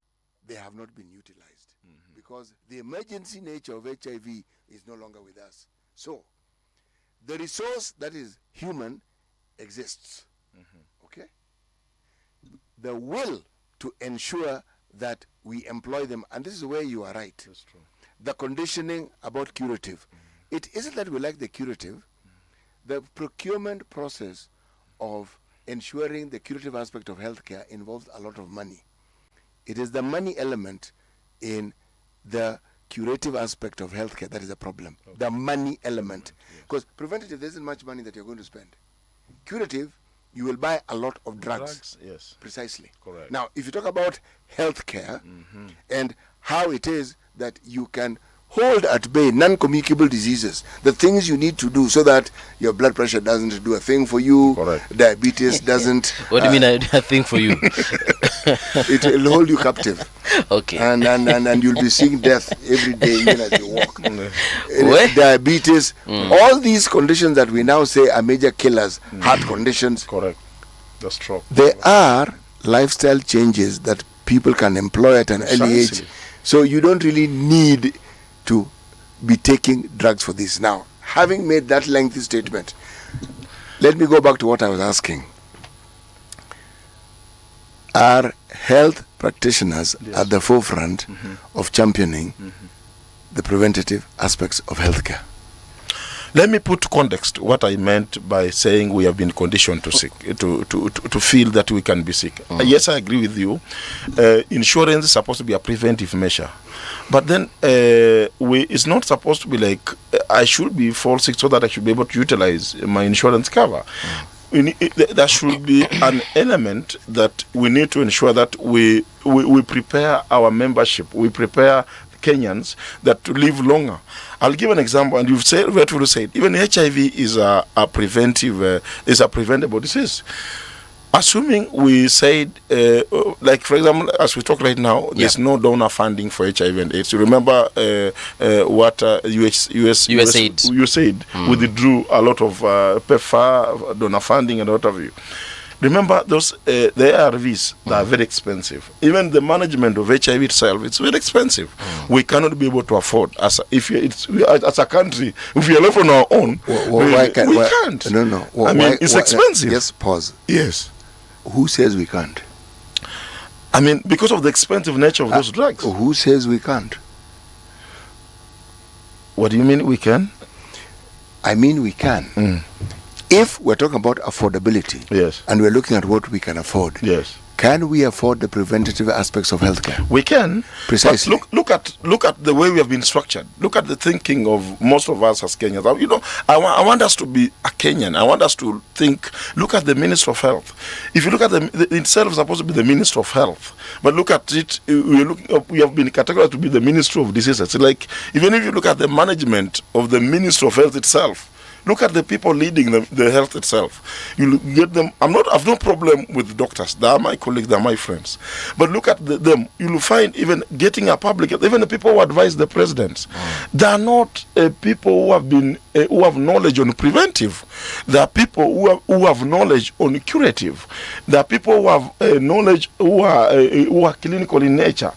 How will you expect a president to understand preventive aspects, like example, like what you are trying to raise about elements with the cholera or rather HIV, if you know it's not actually advised properly with the people who are actually PHOs, who are public health officers, or rather who are people who have knowledge and skills in prevention? For example, if I was told to advise you, and for example, I'm a public health officer, most definitely I'll be biased towards what I'm actually doing, and that has been the greatest cause of our undoing in this country. We do not balance the preventive and the curative arm. We feel that it is important, yes, that we have to have these people in place, but we don't balance. We don't provide on a scale of 1 out of 10. We don't balance that we need to have a preventive person here and then a curative person here. All these people. And that's what the WHO was very right. The social determinants of health. We usually call them social determinants of health. Like, for example, good nutrition, as we were like, right? People eat a lot of pizza, for example. We have poor eating habits in Kenya. Junk food, for example. Let me not use pizza. Let me take use of junk food. We don't exercise, for example. We don't. If you and I like when General Badi, the former director general for NMS, when he came in power, he actually gave us some walkings. They call them walkways. Yeah. The walkways. But do we utilize? Do we encourage Kenyans to use walkways? We don't walk. We don't actually. They actually don't utilize it. It is simple. Look at even the nature of our cities. We don't actually really utilize what we are supposed to be there. So according to you, we're in a helpless situation in the way that we cannot extricate ourselves. We're not helpless. No, we are not helpless. We're trying to point out the real issues so that they'll be addressed. Actually, Ashira, yes. It is. Remember in 2020 when President Uhuru declared COVID and declared the lockdown? Yes. And for us, actually, and the city keeps on referring to COVID-19 and how we handled it. Yes. All the way from the ministry. And even in our households and in the streets, we were told, there's social distancing. Yes. Washing our hands as often as possible. Yes. Exactly, masking. Masking, exactly. And sanitizing and so on and so forth. Yes. That time, the government really focused on prevention because they knew for a fact. And you can agree with them, even the normal homers that we always talk about. Zilipotea. Because of the washing of hands and the masking, the social distancing issues. Yeah. It really, that period, we recorded very minimal cases of the likes of Kena homers and the what have you. But when we went back to our normal way of doing things. Look at what's happening. Mpox by day is coming back. Mpox is here with us. There are a lot of cases being reported, and we have people. And Mpox is a very simple disease. It can be prevented. Very simple. It can be when we employ preventive measures. But we have clinicalized most of the public health programs in a way that even we look at them from the curative angle, not from the preventive angle. And who makes and us look at them in that manner? You are trained. Correct. You are a clinician.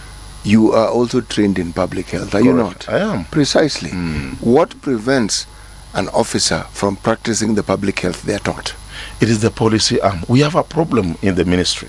When you're making policies, we look at our policies, even the Ministry of Health.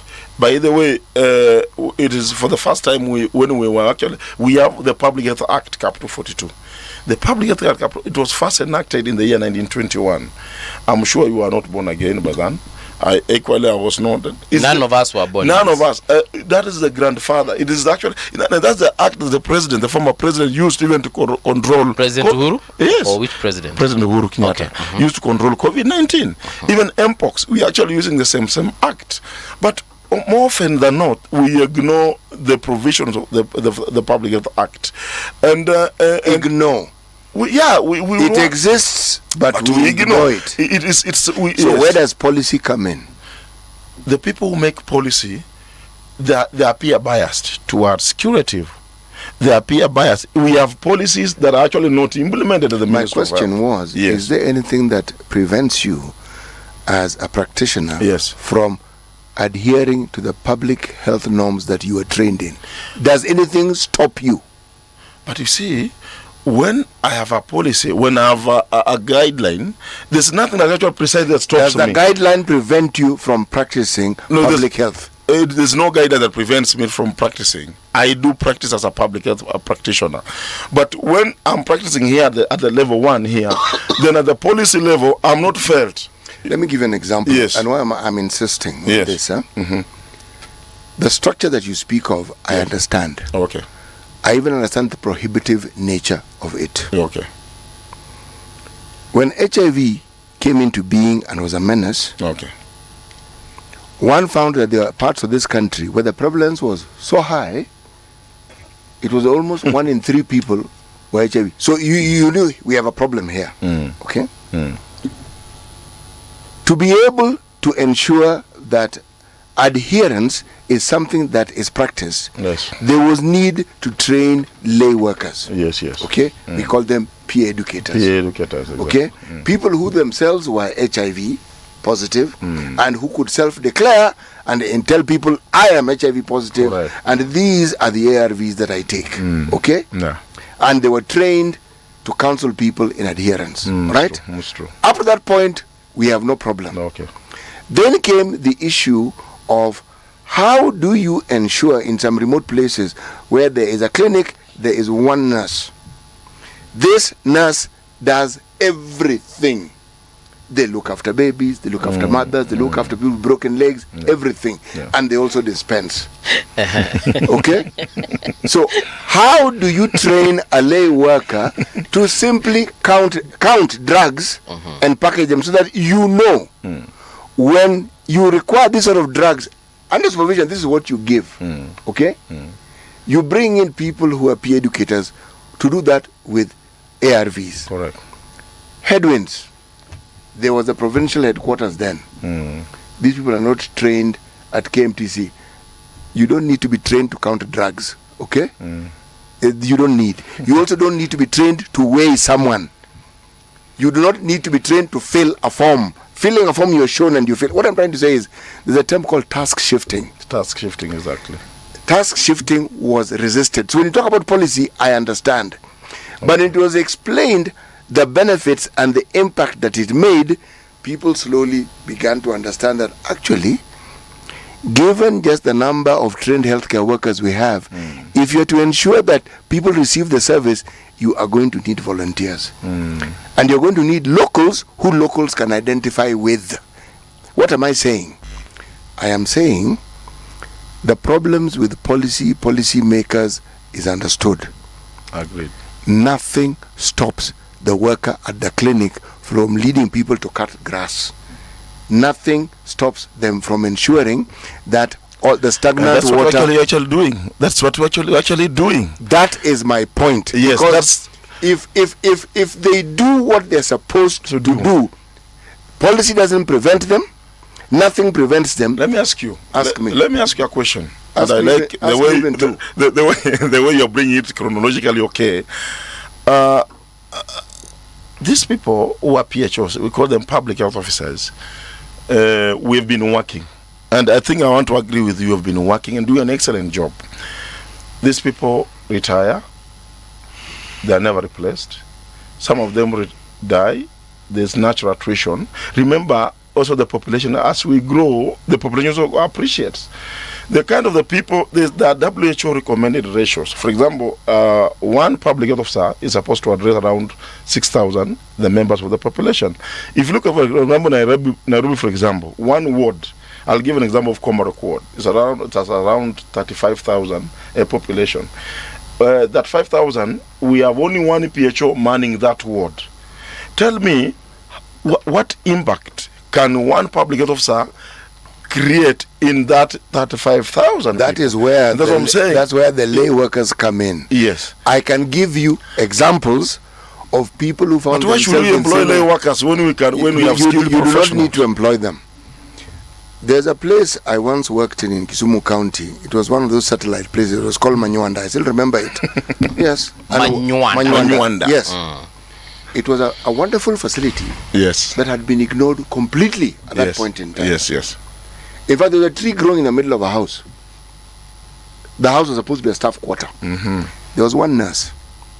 There was a villager who used to come to help her. She had taken the time to train this villager, a local, to help her with her work. There were 3 staff houses. She lived in one. And I said, it had been neglected. By the time a tree is growing in the middle of the house, how long do you think that thing has been neglected? Okay, that's over a decade. Precisely. It is now, not, it isn't the only one. I could give many examples, but I'll give this example for one reason. This person did not have intervention in helping her with personnel. Yeah. But because of the work that I was involved in then, we were able to assist. Okay? I agree. But we found this person doing this on their own and providing a service to the community. One person. On the day she went to the district to get supplies, the clinic would be shut. Now, what am I trying to say? I'm trying to say that in a situation like ours, if you wait for policymakers to tell you what to do, people will die. You're trained, you're working, so the government pays you, however it is they pay you. I agree. Take the initiative and do what you're trained to do. And that's what we're actually doing. What we're actually saying, we want the government to facilitate us to do it. You know, you can also do without the facility of the government. For example, I work purely field work as public health practitioners. I'm supposed to go and address a case of cholera that has actually a reported case of cholera, for example, like what we see in Manywanda. I do not have a vehicle, I do not have a utility car or even a motorbike to reach there. Yes, I have the skill, yes, I have what is supposed to be done, but then I'm not facilitated to do what I'm supposed to be doing. The government has a responsibility to create an enabling environment for me to work. And that's what we are saying as public health officers. We are not saying we are not doing our work, what is supposed to be done. In fact, if you go to these, we are the least appreciated profession in this country. We are doing what we're supposed to do. What we are only asking that there should be an enabling environment to be able to discharge my duty. And if we are given that opportunity, if the finances are provided, if the utility vehicles are provided, if we are given what we are supposed to be given, I can assure you we have the ability to bring down the disease burden in this country to close to even to half. You know, yes. And that's what we're actually doing. I am going to differ with you. Yes. But I'm going to do it very gently so that it doesn't look like I'm being adversarial. All right? So you are forewarning him? Yes, I'm you're going for the jugular. No, I'm not going for the jugular. I'm going to differ with him. Okay. Yes. I'm not differing with him on the point he is making. I'm differing with him on his attitude. Okay. You know how the ministry works, you know that they focus on the curative aspects of healthcare. Yes, yes. You know that they will not provide you with the help that you need. Now, it's not as though you have absolutely no resources. You have some. How do you utilize what you have? Now, this is what you have. The attitude, and you are 100% right about our government. We are living beyond our means. We collect 2.2 trillion shillings and want to spend 4 trillion. And you wonder why we're having a problem. It's true. Okay? Which means we have to borrow. If we only utilized the 2 trillion, we wouldn't need to borrow, would we? We would probably have some very tough situations, but the issue of debt wouldn't be there. When you find yourself in a situation where a service is needed, and you know this help isn't going to come the way you think, then you do what you need to do. The reason why HIV, its existence and the funding was so crucial to our healthcare service was because in addition to the ARVs, that money also provided for care for opportunistic diseases. And it also provided money for employment of people. If a nurse is employed within a hospital, they're trained. If a public health practitioner, they're employed. So beyond HIV, they will do everything else that is required. So the human resource element is taken care of. I'm speaking from experience when I say that sometimes the best thing you can do is just use the resources that you have as best as you can. What will amaze you is what you'll be able to achieve. Because waiting, this is my criticism, waiting for the government to do what you know they're not going to do at the time you want them to do will prevent you from doing what you can actually do. That's the point I'm trying to make. Do you know the reason why we are talking about universal health coverage? The reason why you're talking about right now universal health coverage is because there are areas in this country which are unreached. And this, you know, like for example, you might live in Nairobi and imagine that somebody in Lamu has service. And the reason why that person doesn't have that service is because a healthcare practitioner cannot be able to reach to that person. You know, it's common knowledge. And I think I agree with you on the few issues, like for example, the little resources that, and that's what we've actually been utilizing. For example, we had a case in Kisumu. About, was it in Manywanda? No, not Kisumu. In you know, this man, that name has stuck in his head, and I will use it for the foreseeable future. Let me give you the name of another place which had a similar problem, but this is Migori County. Yes, it's called Luanda. Right. So I've been to Luanda. Yes, this Migori County. Yeah, one nurse, and this is a committed person. And believe me, that entire community depends on this one nurse. Oh, okay. What I'm speaking of is as a result of what I saw and experienced. Correct. See? And I saw what could be done.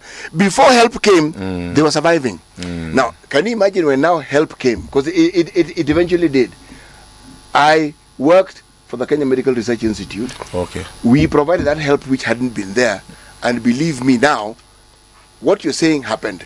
More and more and more people were now able to receive the help. Okay. But someone was busy doing what they could do with what they had.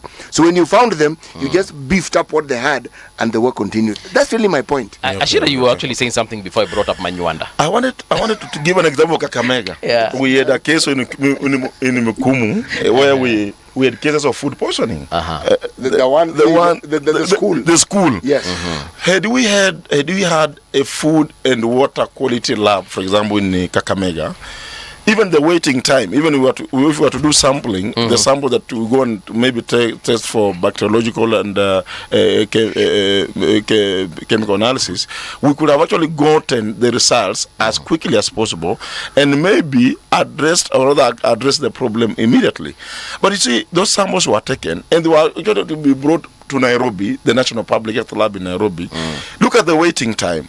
We're talking about the waiting time here, and you can be able to agree with me that by the time those results come from Nairobi to maybe to Mukumu, the cases will actually go up. We'll have the situation will actually be very dire. Yeah. So I want to agree, but and respectfully say that let us try and arrest what we can be able to do. Right now we're having county government. Really, the reason why we brought county government is because I think the service is supposed to be nearer to the people. Yeah. But look at what's happening with our county governors.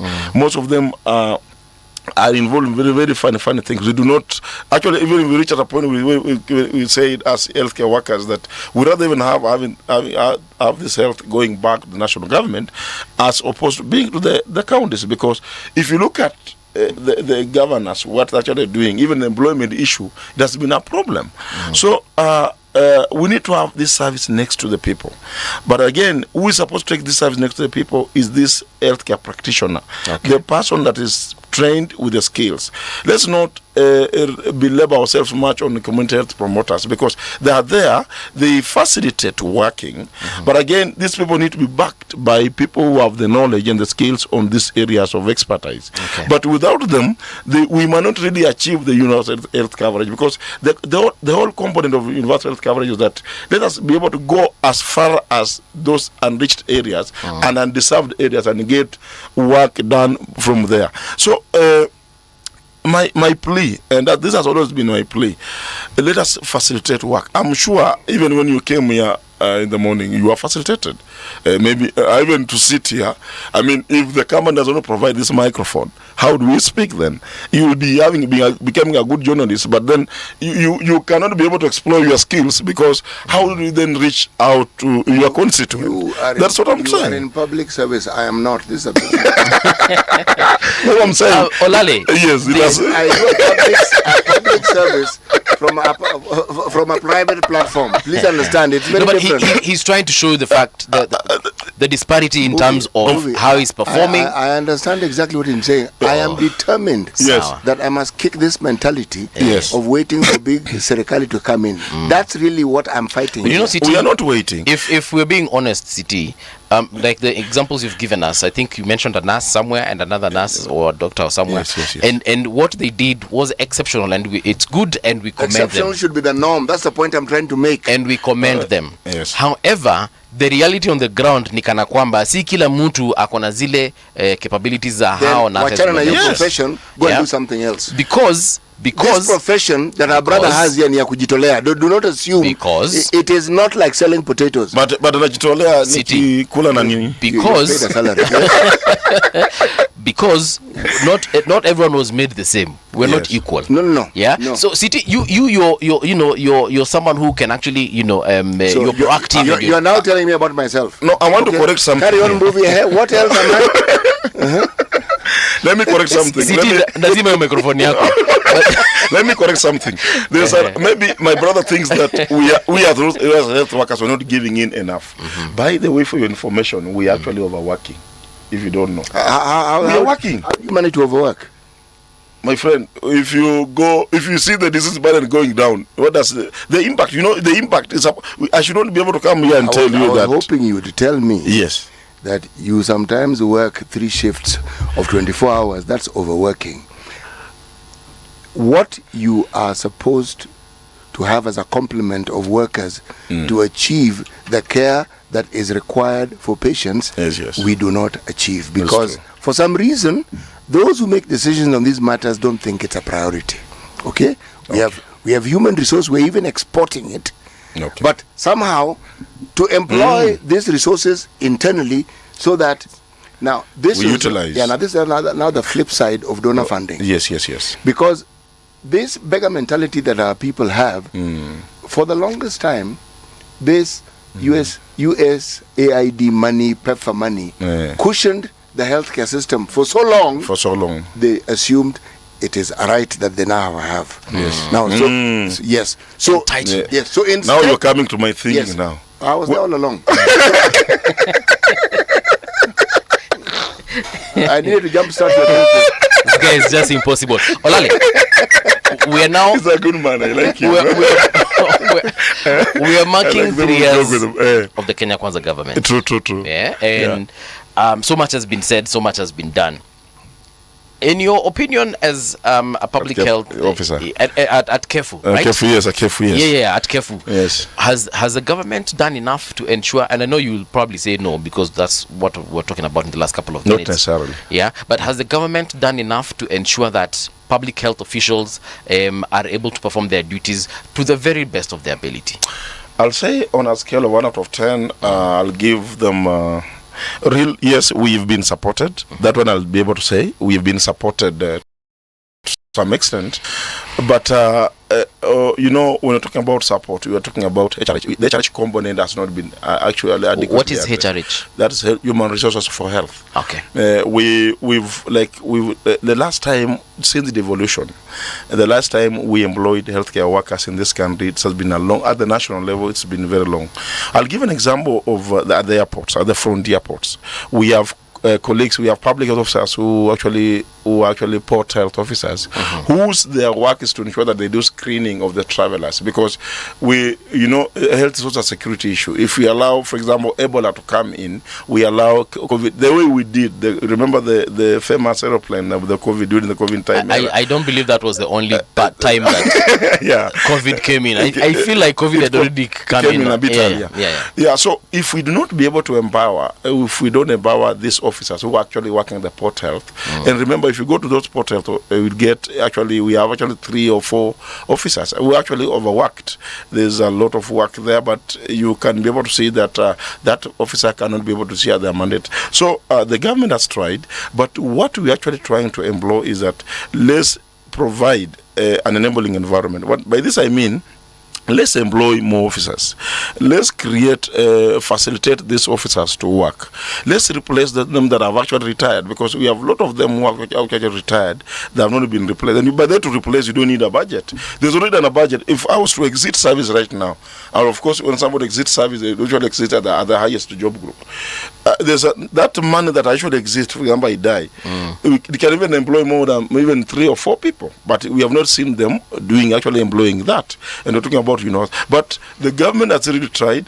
We really want His Excellency the President. Wait. What has the government tried again?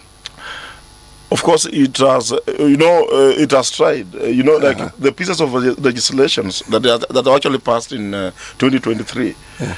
We also pushed the Primary Health Act, the Facility Improvement Act. For the first time we have having FIF in this country working. That's what I'm talking about. Now that FIF is supposed to power the health facilities to be able to act and work. So those are the areas that I can be able to say that the government, on the part of the policy, that's actually tried. But on the area of employment, that the human resource component, we are still lagging behind, because we are still below the WHO recommended ratios on population versus the practitioner point of view. So when we balance, if we try and balance on the both of the two, I can assure we can be able to achieve what we need to achieve within a time frame. How realistic are these WHO ratios? What do you mean by realistic? Well, they say 15% of whatever it is it our GDP or is it our revenue? Yeah, I'm wondering, why not 20? Why not 10? Why are they stuck on 15? Because Rwanda has managed to do the 15. 15, yeah. Yes, but there are reasons. The logic behind it, I think, is sound. One can understand why they're saying it. But there's a reason why I am asking the question. It presumes yes, that they're referring to trained health care practitioners who are certified to practice health, isn't it? Yes.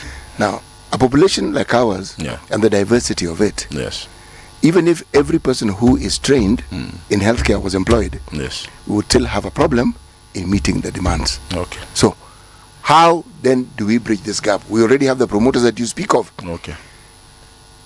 Unique to our situation, what prevents us from simply making them a cadre? So that even you're talking about a health worker, you talk about a nurse, you talk about a public health officer, you have a promoter as just a cadre within the health sector. Why not? What prevents us from having that? It's not possible to make a healthcare promoter a cadre. Why? Why? Because why should we? Let me ask you a simple question to draw a parallel to this one. Yes. And we have 20 seconds. We had field workers in agriculture, in health. Extension, yeah. They're called extension workers. Yeah. It was a cadre. Yes. How did trained? Yes. How did you manage to do that? A cadre is supposed somebody with a curriculum, with the scheme of service. Precisely. So what prevents us from having a curriculum and ensuring that it works? What? That's a good thought. Maybe the government need to think through that line. But curriculums exist. and can be developed. That archive at the Ministry of Health, curriculums of that nature, they exist. It is a question of the will to implement them. Salamu ziwafikie Just Purity. Purity saying, Viva Kefu, it's a vibrant union that champions for the rights for public health officers and specialists. Counties have been able to employ, promote and redesignate PHO through the union efforts.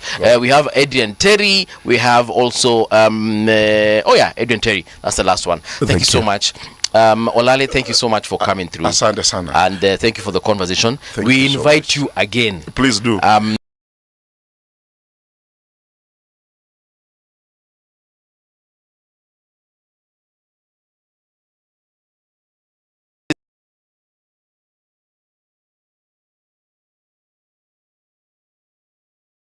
Have this conversation. A very good friend of mine, right, so that we can be able to Radio generation, the sound is fine. Pump it up, turn it high all the time. Let the music move you, let's sway. Radio G's got your jam all day. Radio Generation, the home of urban soul.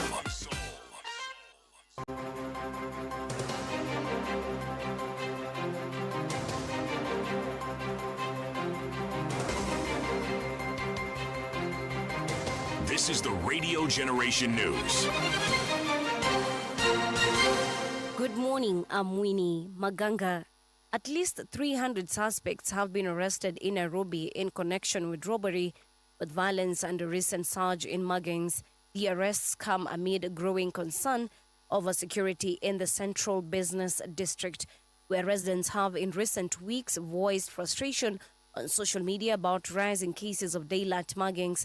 Nairobi Central Police Commander Philomen Nyakombo has acknowledged that some of the reports circulating online may have been exaggerated, but confirmed the arrests were indeed made.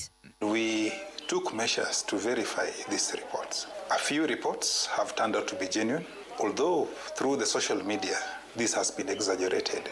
Almost 300, of which we have processed. A few cases we have taken to court where suspects were found with knives, concealed weapons, and their process is ongoing through the criminal justice system. We also have a few cases where phones have been snatched and we were able to recover them. A court on Monday ordered Eric Gitonga, an officer who was accused of fatally shooting two border riders along the Thika Garissa highway on Sunday, September 8th, to remain in custody at Kiambu Police Station. This as the court considers a detention request from the Independent Policing Oversight Authority. A decision on IPO's application to hold Gitonga for 21 more days will be delivered today. According to the court, the incident began when Gitonga's black Audi was involved in a collision with a motorcycle. The crash sparked unrest among local riders who reportedly set his vehicle on fire. A family in Naivasha, Nakuru County is mourning the tragic and mysterious death of their daughter Naomi Wangari. Wangari has been missing for more than a week, sparking a frantic search by her relatives before her body was eventually discovered. Her family says she lived in Lolongo, Machakos County, and had gone out with her husband on the evening of August 24th when the two disappeared. Speaking to reporters, her grieving father, Elisha Mburu, revealed that his daughter had received a phone call while at home with her children shortly before leaving. Tumezunguka, tumeenda hospitali, tulianza mpaka hapa Naivasha. Tumezunguka mamochari. Sasa jana ndio tumefanikiwa na nikapata mtoto wangu ambaye ako mochari akiwa amekatakatwa, alafu anawekwa kwa barabara, ndio tuseme ni isemekane labda ni gari. Haki ya mtoto wangu hiyo ipatikane, asipotee hivyo bure. Juu alikuwa anatafutia watoto wake, hakuwa anaimba. Na huyo rafiki ya huyo Karanja apatikane na asikwe. The Harambee Stars seek a return to winning ways when they take on Seychelles at Kasarani in a 2026 World Cup qualifiers clash today. The The fixture comes after their recent setback against rivals Gambia on Friday last week, which effectively ended Kenya's chances of qualification from the group. The Benny McCarthy-led team will seek to regroup and restore confidence that has been creeping into the team from the Chan Games experience. I think in football I've learned not to underestimate any opponent, no matter what their results or previous matches shown. But it's what they do on the day of that match. So. U.S. lawmakers have released copies of a birthday book given to the late convicted pedophile financier Jeffrey Epstein in 2003, which includes a note allegedly signed by U.S. President Donald Trump. The book was released with a trove of documents that include Epstein's will and his personal address book with contacts that include royalty, politicians across the globe, celebrities, and models. Lawyers for Epstein's estate sent documents to the House Oversight Committee after they were subpoenaed last month. And that's the truth on Radio Generation. Good morning. I'm Winnie Maganga. The views and opinions expressed on this program are those of the guests and do not necessarily reflect the views of Radio Generation. Radio Generation assumes no responsibility or liability for the interviewee's views. This is Radio Generation. In the beginning, there was morning radio. But now there is Radio Generation's The People's Breakfast, curious and bold, getting facts from the shadows. That's what it is. Now, as the city wakes and secrets stir, a bright new voice shines. The People's Breakfast, your morning, your voice, your journey. Good morning. Good morning, my neighbor. Welcome to the home of hard truths and bold insights, Radio Generation. Good morning, 88.8 in Nairobi, 90.7 in Mombasa. Mwambaje, meshindaje, meamkaje, mwafanyani. That's the question I'm asking right now. You can also let us know those particular answers on our social media pages at Radio Gen KE on Twitter, on Instagram, and on TikTok as well. Follow us. Let's get interactive. On YouTube, you can get us on Radio Generation Kenya. That is the name of our channel, and it is also the name of our Facebook page. That is Radio Generation Kenya. Karibu tena sana. Just Purity, asante sana for your previous message. Adrian Terry amesema CT on economics, speak slowly. A government never borrows its currency. A deficit for government is a surplus for non-government sector. A debt for government stroke public is an asset for private sector. Thus, there can never be crowding out, but crowding in. If Kenya government would balance its books, the wealth stroke assets of private sector would be destroyed. Every spending has an income, a debt, an asset. All you have to choose is which side of the equation you want to be on as a citizen, household, or private enterprise stroke firm. Adrian, asante sana. Adrian, amesoma economics. That's theory 101. So tufanye hivi. Yeah. I can already feel where this is going. He should take the time every day to educate na hizi vitu. So ili watu waelewe. Yeah. Yes, because when people talk economics and government spending, yes, then people like me come in and throw in a few words which we learned God knows how many years ago. Yes. Sometimes we don't offer clarity. Yeah. What he is offering is clarity, and he should do this more regularly. Let me just go back to what he has said, something here that that has caught my eye. A deficit for government is a surplus for non-government sector. So for non-government, he means private, right? Yeah, deficit means deni. Yeah. So deni kwa serikali ni surplus kwa non-government sector. Okay. And a debt for government stroke public is an asset for private sector. Thus, there can never be crowding out, but crowding in. You see, when he says such things, he gives an opportunity to ask him to explain further what he means. And as he explains, we then understand economics more. Yeah. Yes.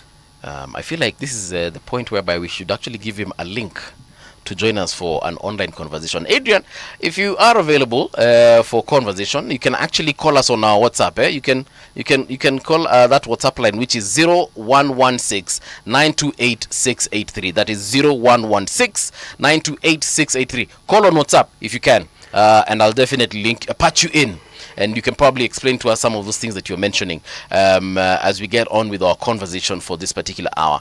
We're obviously looking at Ruto at 3. Are we calling it Ruto at 3 or Kenya Kwanza government at 3? But anyway, he is the government. No, he's not. he is the president, and he is the head of the executive. He is not the government. So we are the government. My friend, the 'Cause government. I knew the that's where government. you're going. No, the government is the executive, the judiciary, and the legislature. Yes, that's the government. Okay. Yes. Si wanasemanga in my government. Well, the government that he heads. Yes. All right. That so is taking responsibility for the position that he has. But Kenya Kwanza is the government, right? Kenya government. Kenya Kwanza Kwanza is the political party who. See, but we usually say the Kenya Kwanza government. Yes, because they're the ones who are in charge. City, are you being difficult? No, I'm actually being easy. I'm agreeing with you. Yeah. It is. I'm being specific to what I say and how I describe it. They are the ones who are now in charge. Okay. Yes. All right. Point taken. Broad-based government stroke coalitions on the road to 2027. That's the conversation that we're supposed to be having right now. We're looking at President Ruto at 3. Some of the newspapers actually have captured some of their sentiments. Some of the authors also coming out to talk about that particular situation. CT, I'll ask you as a private citizen, what are your thoughts on the Kenya Kwanza government at 3? What are my thoughts? Yes. Because I'm sure your thoughts will emanate from your experience as a citizen of this country in the last 3 years. This particular government has done something that no other government has actually ever been able to do. It has given us a front row seat in understanding what it is you should and what it is you shouldn't do when you are in political power. One of the things you shouldn't do is you shouldn't make your promises too many and too loud. Because when you do, you have set yourself up to be held accountable for things which in and of themselves may be achievable, but very rarely in the short term. If a government doesn't make promises, then what do they do? If the politicians whose political party seeks to be in power make promises, yes, they are doing what people do. Politicians make promises. Yes. It is the tool they use for convincing the electorate that they are able to make decisions that will make the lives of the electorate better. Okay?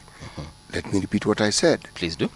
If you, in the process of trying to secure that position by convincing the electorate that you are the person they should vote for, you make very many promises. You asked me my thoughts of this government, and I was saying, this government has provided us with a front row seat. My exact words, the opportunity with which we can now look and determine. And I began by saying what you should and what you should not do.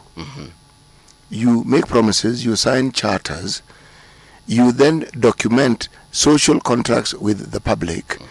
You then have put yourself in a position where you're going to be held to a much, much higher yardstick. Yep. And you can't run away from it because it is documented. That is number one.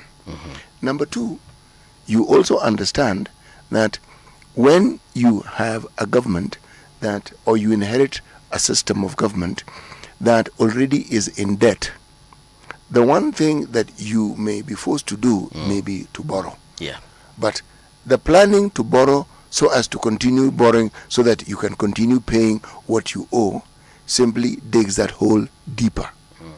And what it then means is the next person who will take over will have a much, much, much bigger hole that they will have to dig out of. Yes. Just like this particular government had a hole. But we also see that they could stem it. The optics of how this government understands austerity measures is confounding. There may be logic, there may be reasons as to why they spend the way they do, and one could even argue that numerically speaking, the amount that are spent on what looks like opulent spending, if you balance it against what it is that, forget our GDP, our revenue, it isn't very much money. Okay. However, we are an economy, we are a country where the number of people who do not know whether they're going to eat every day is increasing. We have more and more people who are losing jobs. We have issues with our education system. Yep. And it is clear that the problems we have with capitation have to do with there not being enough money to divvy around. We have problems with the health sector. Yep. These are problems that any government in power will have. Yeah. But when they persist, then they paint a picture of a government that is juggling and not quite sure the direction in which they should juggle. Yeah. So you ask me what my views are. In a summary, those are my views. All right. Well, you've gone what I would call critical as far as looking at it is concerned. I appreciate that particular point of view, and I tend to agree with you, because the truth of the matter is, even when we just look at the economy as a whole, we've had individuals here who come and say that, look, the economy is improving, because the government has done this and done that. Fine. I mean, those are do I call them their opinions, or do I call them facts that are unverified? Because on the ground, things, what Kenyans are feeling and what they would tell you is something totally different, absolutely different. If you look at the situation at at the shops when it comes to buying things, things such as sugar, unga, mafuta ya kupika, and so on and so forth, they tell a very different story of how the economy is performing for the common mwananchi. So I do not know how we can reconcile what we experience as wananchi and what the government is saying in terms of policy and in terms of others. For instance, we have someone here who's commented on our YouTube channel. This is S. Okale Makanda. Kenya Kwanza is not the government, it is the administration. The government is the Kenya government. I think I've lost that comment. It was somewhere here. But what the commenter had said, or what the viewer had said, is the fact that they are not feeling the fruits or the effects of what the president has been saying in terms of the improvement of the economy. But when you talk to economists, they're actually saying some areas of the economy have improved. So I don't know how we will be able to reconcile that as Kenyans, because what we're being told and what we're experiencing, two different things. It's how we understand improvement. If you ask the individual whom we refer to as a common mwananchi, they will be very clear as to what they understand in terms of the fulfillment of promises, because the promises, as they heard them, met with certain expectations. And they're clear about the expectations. So if those expectations are not met, then they're not in doubt as to whether the promises are being fulfilled. They know very clearly they're not being fulfilled, because they expected certain things and they're specific. Now, the discussion as to whether those expectations are realistic, that now is a completely different discussion. Yeah. Absolutely different discussion. Whenever I go to Shags and have a conversation with watu ushago, some of them have not seen a wage in a very long time, because some of them, the only monies they would get is probably when they go to someone else's shamba and they wakilimalima kidogo, they're given, or when there's they're manual laborers, or like a development project somewhere that is happening, maybe some construction somewhere, they go and participate in that construction, then boom, they get the funds. But right now, when I go to Sharks, watu napatanga tu wako idle, like doing absolutely nothing. So people no longer farm in your neck of the woods?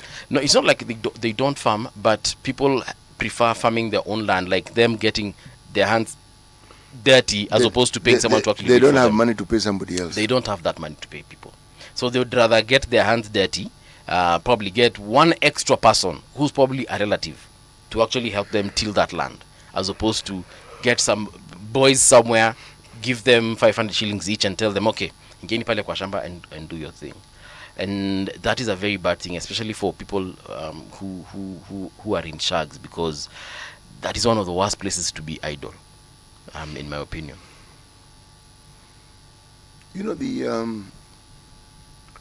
At independence, I was told by my parents, the common mwananchi believed that with independence, the white people would leave. And many people envisioned them living in the houses the white people were living in. Many of these white people were government officials. That was the understanding of independence. when you look at this country and you look at our history of how we understand power, political power, that is, and how we respond to it, the manifestation of our understanding is best documented by the phrase, our person. There's the understanding that when somebody who speaks the language that you do is in power, then automatically there are certain financial businesses that will head in your direction. The means by which they will arrive, one is not often clear, but the word deal often comes into being. Yeah. Okay? And a little deal here and there. Okay? Kuna kadili nangoja kaivane. Exactly. Yeah. Now, over time and over the history of this country, there were times when it was a problem to even have foreign exchange on your person beyond a certain small amount. And for you to do business, you need a business permit. And the permit is what enabled you now to import. Okay? And these permits would be given to certain individuals. It was a way of making money. Yeah. So if I wanted to import something into the country, I would look for the individual who has a permit for that. And I'd sort of like pay them a commission. And once they gave me their permit, I was now able to what? Import. So many people saw that as an opportunity. I would say, you know, I'm looking for somebody. If you can introduce me to the minister who is in charge of trade or commerce, that at least I can get one permit. At least one permit. I'll just choose a specific area. Once I get a permit, at least I'll make money. Nimeomoka. That is it. Now that is the idea that many people had of business. That deal making is actually not business because you're not creating value. You're a middle person. You're a commission agent. Okay? A broker. You're a broker. There are cases where brokers are needed, there are places they're actually not needed. And there are places where they install themselves and they make themselves useful, where in reality they're actually not useful. They become a cartel. Yes. Then you look at our politics, and that's where you see it. Our politics is driven by brokers. There are always those who claim to know party leaders better than others. And the knowledge of party leaders, depending on the area you come from, becomes important because to attain a position where you can be elected, you need to be nominated on a party ticket in certain places. That nomination more or less guarantees that you will actually get a seat, barring a few incidences here and there.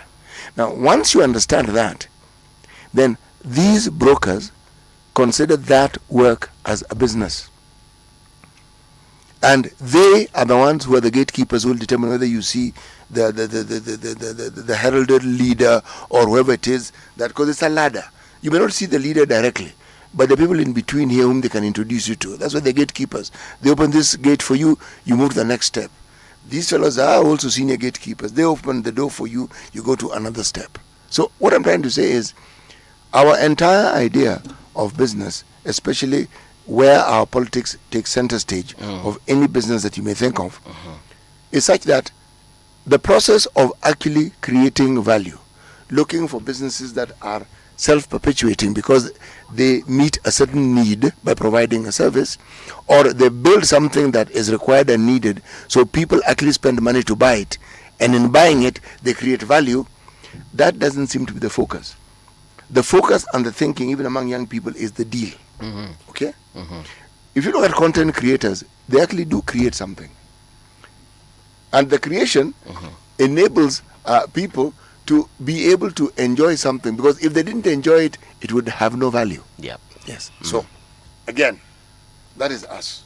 Yes. All right. I always appreciate how you put some of those things into that your kind of perspective. Right now in studio, though, we do have Odhiambo Ramogi. He is an economist and the CEO of Elim Capital Limited. Mr. Odhiambo, welcome to Radio Generation. We are glad to have you this morning. Thank you, asante sana. You've just found us talking about the state of the economy, Ruto at 3, and by extension, of course, we're talking about the Kenya Kwanza government at 3. Right. From an economic perspective, how are we performing? Thank you. That's a very good question to ask. But let me also first appreciate my senior city. Good to see you after all. How are you? I'm very fine. You're well. I am. You look well. Thank you. Thank you very much. I'm just from a different conversation that we were just interrogating the same question, and the answer to that question is an interesting one. Let me give you background. We came up with a blueprint for our economy called the Vision 2030.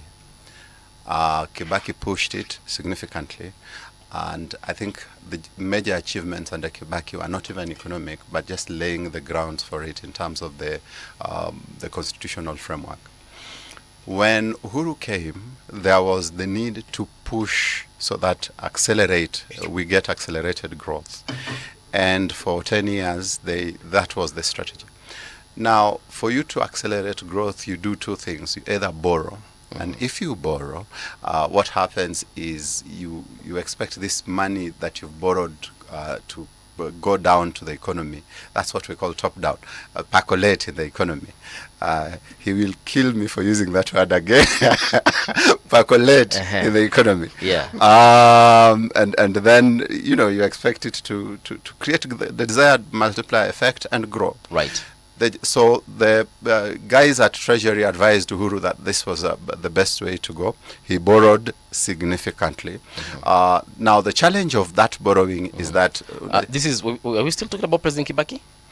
No. Giving you a background. I'm giving you a background. Okay, all right. So for the 10 years of Uhuru, we borrowed a lot. The challenge of that borrowing is when this money comes, it comes into one pot called the government pot, or Treasury. And the challenge of you having a lot of money in one pot is the people managing it will always be tempted to take a lot of it and very little gets to the ground. On the flip side, you could drive growth using investments. And these investments would come through innovation, small businesses here and there, now that attract money to come into them. And that money rotates and creates a multiplier effect. And that's how you get growth. This is what we call the bottom-up approach. So the problem of the bottom-up approach is you really don't have a lot of control on it. All you have to do as the person in charge of the economy is to create the enabling environment. What happened now is we let go of that. Now, after that background, so let me now come to where are we right now. This is sort of an austerity government, a caretaker government that is trying to handle the mess of the failed accelerated growth. And why do I call it the failed accelerated growth? Because we borrowed 3 times in that period of time. He got the loans at 3 trillion. He pushed it to 9 trillion. By the time he was leaving it, we were at 9 trillion, getting to 10 trillion. And that's around 3 times what he got.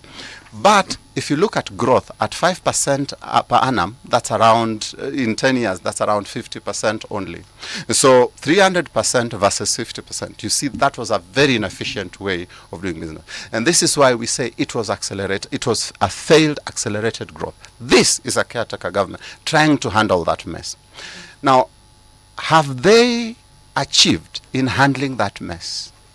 So I'm a microeconomist. I say, in terms of the prices of food items, they found the prices up there, and of course there was also the failed attempt at subsidizing. It didn't work. So that has sort of stabilized. We have food prices that have stabilized. In terms of the foreign exchange rate, at that time we were at 150. One of the biggest miracles for economists in this country is how we've stabilized at 129 to 130 in about 1.5, I think 18 months now, getting to... how do you actually explain that, Ramon? I have sat with fellow economists. We are not seeing where the money is coming from in terms of the dollars. There's no significant increase in our sales of the cash crops. There's no significant increase in our exports. Our balance of trade, are we experiencing a deficit, a surplus? No. It's still it's still the deficit. It's still the same. The same deficit. Yes, but we have stabilized. So it's one of the biggest, I think, the 8th wonders of the world.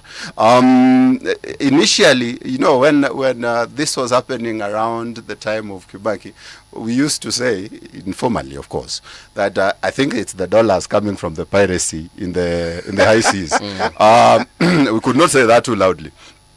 Now, that one, it's not even there. So we cannot really tell you that this is where the money is coming from. But the dollar is stable. I have to ask this question. Ask. What is it that stabilizes the dollar against the shilling, or the shilling against the dollar? What are the normal factors that would contribute to that stabilization? Oh, thank you. Demand and supply. So when the demand for the dollar is high, of course, the price of the dollar goes up. So it goes up if the supply does not meet the demand. No. When the demand is high. When the demand is high. Period. When you are discussing the two sides of the coin, Yes. discuss one at a go. All right. Ceteris paribus, all factors concerned. So I will sit back and listen. Please continue. When the demand for the dollar increases, the price increases. When the demand drops, now with the supply, it's the other side. When the supply is a lot, the price drops. When the supply is decreased, so we have stable supply because we have not seen an increase in supply, which means therefore that the real factor at play here is the demand.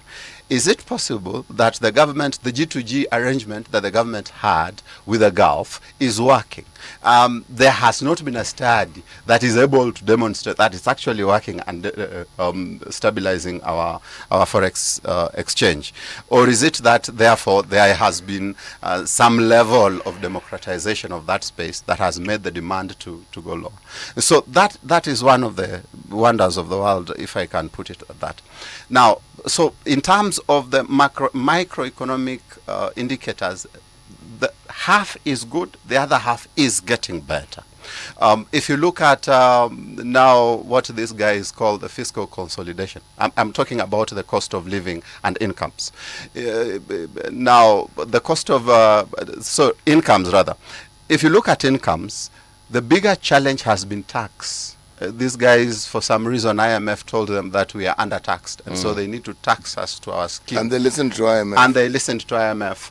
And so for the last 2 years, that is what they called the fiscal consolidation, just taxing you more and more and more, so that then they have sufficient revenue. That have they actually gotten sufficient revenue? Certainly not. However, they have managed to do is they've managed to stabilize the debt situation, because many of us believed we were going to default, and they have managed to stabilize the debt situation, so that now we are in a place where you can say the default is unlikely. We are not where we ought to be, but default is unlikely where we are at the moment. And so, for me, the withdrawal from the fiscal consolidation program is a good sign. In other words, we are not reducing the taxes as yet, but we are also not increasing them. So that is a good development in the short run. Is that the only variable that we need to look at in this discussion? It is not. I told you I'm a microeconomist, so I'm looking at what is happening to your pocket. And what is happening to your pocket is, right now, the government is not coming for your money to tax it as much as it used to. In fact, it is my expectation that all factors constant, the CS Treasury should come next year and tell us that, look, we are reducing this tax and this tax. Because the fiscal consolidation program has flopped. Whether it is courtesy of June 25, 2024, or whether it is courtesy of successful economic management, the truth of the matter is fiscal consolidation as a program, as a policy in this government, has flopped. This question, which is often asked by people who understand economics, I actually don't. I read, I understand some things, most things I don't understand. Now, what I'm about to say, I really don't understand. No problem, sir. From a layman's perspective, we do not have money, and we need more money. Right. All right? For us to have money, me being the government, the only way we get money is if we tax people. Right. We are 50 plus 56 million. Those who are working among us, maybe 20 million or so. Right. So we assume these 20 million people in the various categories of jobs that they do form that consolidated group of individuals from whom we get money that contributes to our revenue. All right? Right. They are paying. We are also told at the same time that we have a situation where certain businesses are shutting down for economic reasons. Some didn't recover from the time of COVID. Right. We say because of this, some also reducing their capacity, so more and more people are losing jobs. Okay? Right. So those who can actually pay these taxes are getting fewer. Correct. So World Bank and their cousin come in and they tell us that in order to raise more money, we need to tax people more. Now, these people who are carrying the burden of tax have already reduced in number. What they were earning, they're probably not earning now. Right. Businesses that pay huge taxes are not doing what they're doing because their services are not being consumed because people do not have money. I would therefore assume that if the economy was more robust, more people would be able to do what they're supposed to do. Precisely. Does this then not lend itself to the logic that more money needs to be pumped into the economy rather than removed from the economy? It does. If you follow the IMF logic, you will be a very angry individual, whether you are Kenyan or otherwise. And they have been blamed world across. And but let me punch holes into the IMF logic first before I come back to our argument. The IMF many of the IMF executives and economists come from the West, where the system is ideal.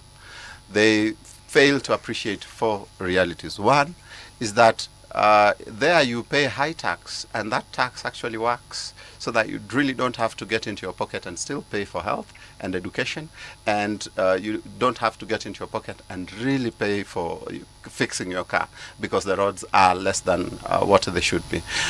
So they fail to recognize that reality. Number two, they fail to recognize the reality of dependency. That you, as City Muga, may have some of the children of your brothers and your cousins who come to you because you work and they don't, and you carry their burden. And that's why you find people earning over $2,000 in Westlands, going to Mama Mboga somewhere, getting chapo beans, chapo mandondo, and then going back to the office, as opposed to going to, because they need to save that money. The third reality that they face to appreciate is that, yes, there is corruption. You after paying tax, when you go to get government services, you still have to pay for those government services. If you go to, you still have to pay someone to access those government services. If you go to some areas in this country, even when you get your money from the bank, you need to give the cashier a kickback because it's a culture. It's almost a reality that's there. And so they fail to appreciate these facts when they come and say you are under-taxed.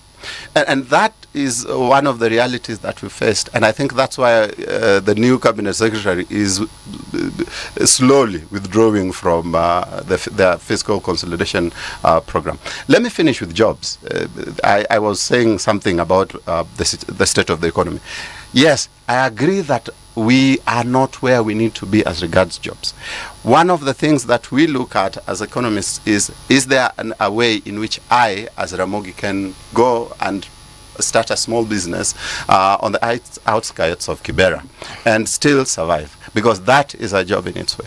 If I am able to borrow money from a bank and do that successfully, then yes, we are able to create jobs. If I am not able to borrow money and do that successfully, then we are in a bad place. And where we are right now is we are the interest rates have fallen because now they can say that inflation has been managed. So we've seen the interest rates fall from a high of as high as 16 to 8%. That is progressive, but we still don't have jobs. So we are hoping that those jobs will come. So we have a comment here from one Eric Mandela. Eric anasema hivi, the Kenya Kwanza government has struggled with rising public debt and inflation, which has eroded citizens' purchasing power despite promises of economic relief. Do you agree with that statement? The Kenya Kwanza administration? Yeah, so the Kenya Kwanza government has struggled with rising public debt and inflation, which has eroded citizens' purchasing power despite promises of economic relief. Yes, they have. The debt situation has been there, and I think that's what I started with, that the borrowing has eroded our economic realities and aspirations.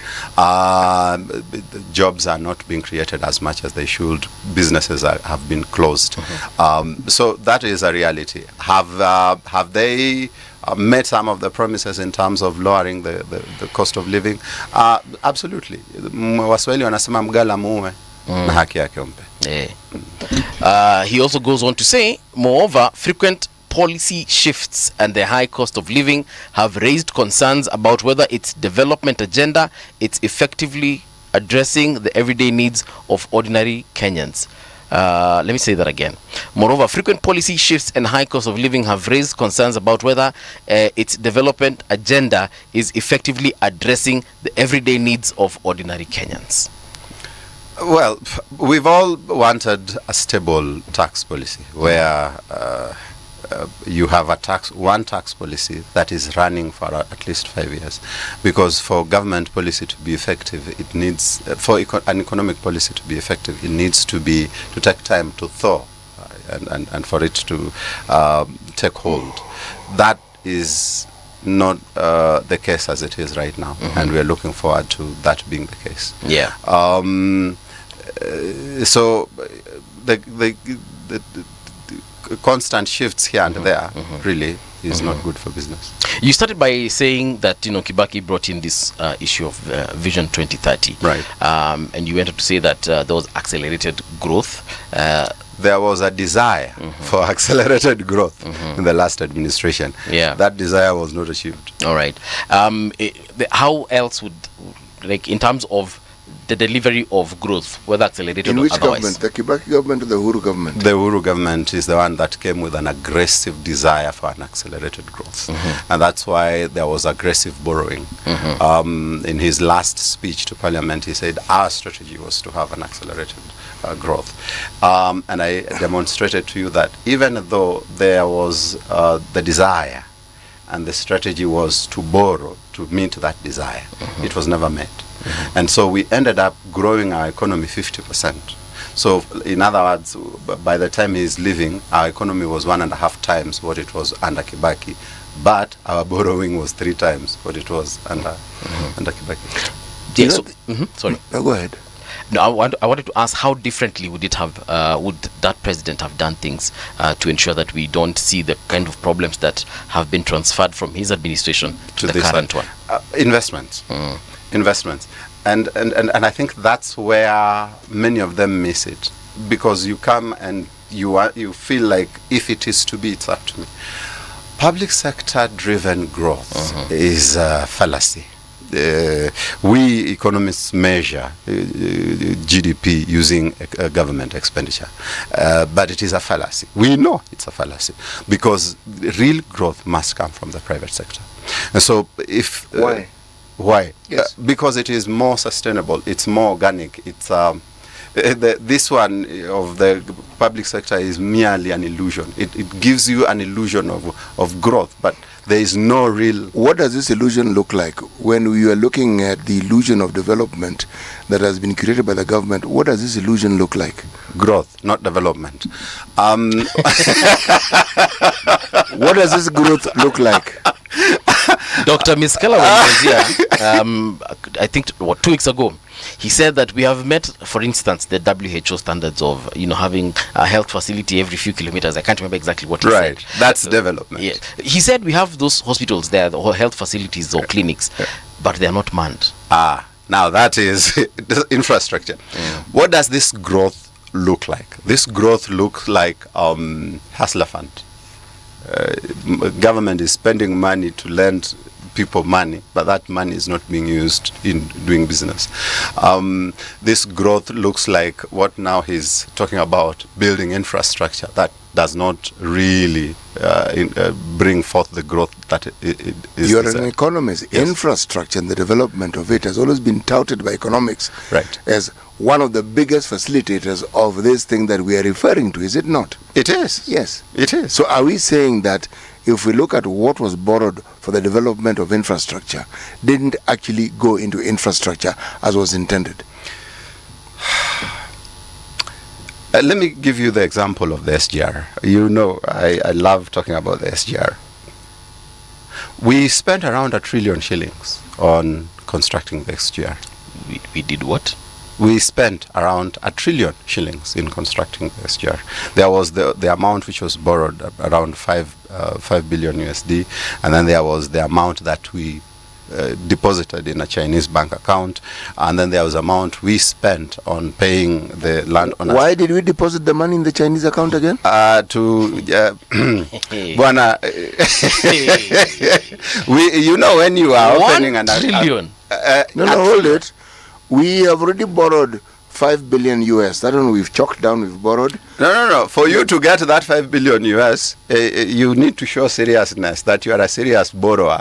And so deposit some money with us. And I think we deposited around $1 billion. Wait. What sort of logic is that again? I have no idea. But that is what happened. No, is that what lending is anchored on really? Well, that's what happened. And so we spent around 1 trillion shillings. But now, in constructing the SGR, one, if the amount was reasonable, which means then it would lower the cost of transporting goods from Mombasa to Nairobi and from the hinterland to the port and for exports. That would significantly spur growth. Because now it gives you accessibility, you access greater places. SGR, the rail is a lot cheaper to transport through. Secondly, while constructing, the process of constructing it would mean that 1 trillion shilling is circulating in our economy, creating a multiplier effect. Now, if we say we use the normal multiplier effect that we are aware of right now, say of 4, that would mean that out of this investment of 1 trillion, the money that would come by that money circulating would grow is around 4 trillion shillings. We'll have an additional 3 trillion shillings out of that investment. But was that the case? No. We gave that money to the Chinese, who came even with their own vegetables. They came with the cleaner. They came with everybody. They came with their equipment. They came with materials. The only money that was circulating was the money paid to the laborers, which is really maybe 10% of, less than 5% of that. And so that you have an expenditure of 1 trillion, but it is not circulating in the economy. And so ideally, yes, infrastructure development is supposed to give you growth. This one of ours is a mongrel. The other one is what he was saying. You have development on paper that, yes, we have a dispensary here. And so in terms of indicators of am I able to access a health service within a radius of 20 kilometers? We tick that box. We tick that box. But I am not able to get proper services. How much did we deposit in that Chinese bank? You said 500 billion? No, around 200 billion Kenya shillings. Kuonyesha huko serious. You must demonstrate. When they ask you, what do you bring to the table? 200 billion. But the project financing doesn't work like that. There is nothing ideal about the SGR. Yeah. There's absolutely nothing. From even the feasibility study to procurement, to even how it's operating today, there is nothing ideal about that. You just say it's one of those errors that somehow is in the legacy of. But let me ask you something. If that's the case, how did we allow this particular project to take off? We as Kenyans. Yeah. What was it presented as? Remember, because I am not our laws are very clear. We borrow for development. That's it. Period. Borrow. When you look at all these loans that we borrow, whether it is the Euro bond or the whatever bond or whether IMF, whatever you want to call it, nobody ever asks us to go and put a deposit in some bank in Brussels. We are lent the money, and that money is supposed to go to the consolidated fund. Right. Straight to the. That's where it's supposed to go. But we have this unique situation where you are told you have borrowed, the money doesn't even get to the consolidated fund. So you're asking, so this we is who exactly? Because if it is us, it has to be the consolidated fund. Then it's our money. We know, because that's where now we divvy out the money to do what we want to do. Now you're talking about the SGR, and you're introducing concepts that are I'm finding them mind-boggling. And in the process, you're going to find that we were then still paying for, the things we paid for that SGR. A lot. It's a clean trillion. If you look at it properly, it's a clean trillion that was spent on that thing. So the reason I'm asking this, Mr. Ramogi, is because I want to know, where were the experts when all this came together and we finally gave birth to this baby? We were watching on TV, like every other Kenyan. Because, and the reason we are watching on TV is because when government decides to do something, it does something. And even when you go public participation, because now the parliament is saying we passed for them their law, and they're calling it unpopular. No, it wasn't unpopular. It was unreasonable. Yes. And they are saying it was unpopular. They know it was unpopular. Why? Because of public participation. Public participation happened, told them don't do this, and they went ahead and did it. It's the same thing. So we have all these experts that we have in this country, people who've gone to university, some of them even have PhDs in economy, and there's nobody that was like, people didn't have the spine to actually say this is going to hurt the economy. Movie, do you know just how knowledgeable people in the treasury are? Do you know just how... I'm talking about people outside government. No. Those people advise, don't be fooled. Yes. They say, they state, the document what needs to be done, yes, and how it ought to be done. The discussion we're having here is they're ignored. That's the discussion we're having here. Because somebody had a plan which has nothing to do with experts lending their view on this matter. But their pockets. Yes, because how do you explain if the Chinese government gave us a loan and then they brought their people, we would say, okay, it's their money, and we'll pay it over the next 50 years, 30 years. Yes. And the expertise that is required, many of them with their own people. The usual loans that over the years, third world governments like ours have borrowed from the Europeans, because in borrowing, you're also creating a market for their goods. You give us these tired old trains that they gave us, they soon require repair. They're the ones who have the spare parts. We haven't trained our engineers to repair them, etc., etc. But when you have a situation where it is actually our money which we have borrowed, and then the terms on which we borrowed seems to favor the person who lent us, then you wonder, extremely, how on earth did we get into this deal? Yeah. Do these kinds of things happen in first world countries? I'm curious to find out, so that maybe I'm overjudging this place. Do these things happen in Germany? Do they happen in Sweden, Switzerland? Do they happen? No, I've not heard. Even though now China is lending even to European countries, but I've not heard that some of the terms they are giving us as being the terms they are giving to. So why us then? We still have this exploitative regime, like you are to be exploited either for raw materials or for as a market or for labor.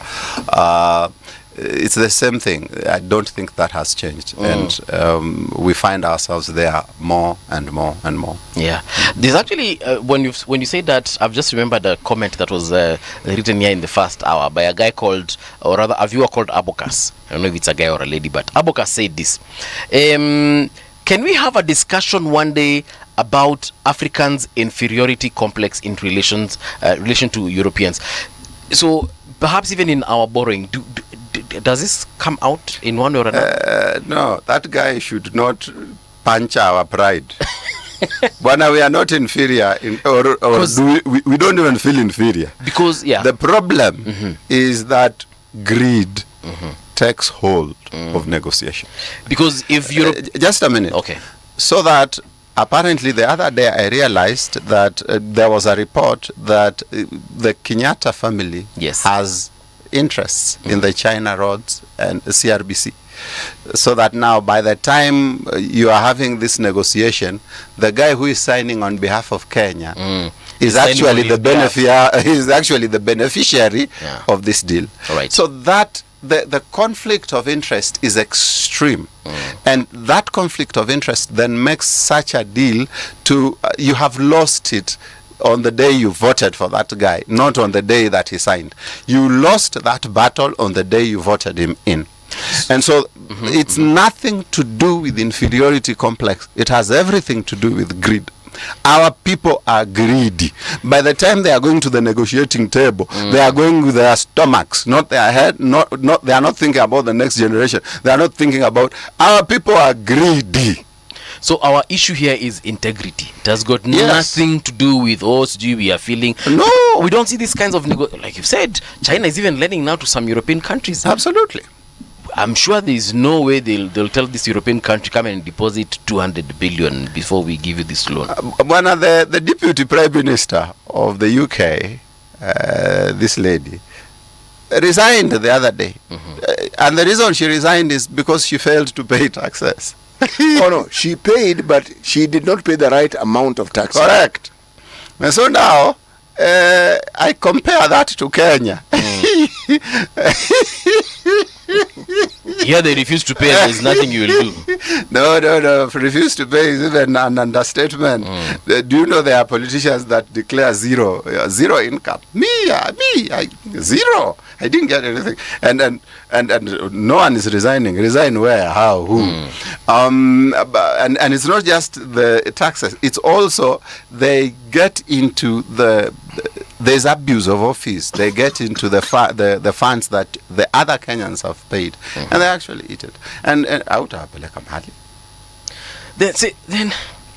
then how do we? Because I feel no matter who we elect at this point, using your statement, you're saying it starts from us electing individuals that we know will do the right thing. But I feel at this point, it doesn't matter who we elect. If they won't listen to advice, if they won't listen to counsel from within their ranks or even outside, then what are we saying? In fact, I would be more comfortable with the president right now who doesn't listen to advice.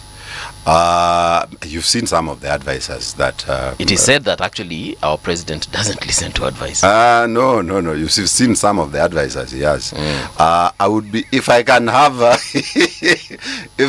a president who has integrity and don't care what you say and don't care if you threaten him, and he will do what he needs to do, come rain, come sunshine, we will have a good day. Some sort of benevolent dictator. We'll be grateful. The problem we have is we've had dictators, but dictators who are more wako na njaa kuliko wale wanastahili kusaidia. Essentially anasema wako na njaa kuliko hekima. Amenda huko. Yeah. You know, the discussion we're having is important because right now thinkers who purport to understand economics, yes, and then those who consume that knowledge as manifested by the output within a country, we are told that the cost of living has gone down. But there is, alongside it, another reality. This low cost of living cannot be afforded by very many Kenyans. Incomes. So how low is it really low? That's one. Yeah. We are told there is growth. Okay? When you hear growth, something is moving upwards and it's supposed to be better. It's supposed to help certain things improve. Okay? Again, why is it then that with this growth we have situations where more and more people find themselves unemployed? Many businesses find there aren't enough customers to buy or to uptake their services or to buy whatever they have. And so which means this very money that we are speaking of is in shorter and shorter supply and circulation. And you look at the key sectors, health, education, in my mind, you find that the free education that we're told it will no longer exist. So parents are being asked to pay more. Now the understanding of paying higher taxes, as Ramogi mentioned, was so that some of these services will be provided for you, so you don't have to worry. Right. So now you're paying more taxes and still paying fees. So the little income you have is encumbered even further. So we're going to take a short break, and then when we return, of course, I want us to focus on recovery of the economy. How, if the government will actually listen to you, perhaps they can get back to their feet. This is Odhiambo Ramogi having a conversation around the economy, and of course Ruto at 3. Basically, the economy at 3. That's the conversation we're having here. So don't go too far. We will be right back. Generation, the sound is fine. Pump it up, turn it high all the time. Let the music move you, let's sway. Radio G's got your jam all day. Radio Generation, the home of urban soul.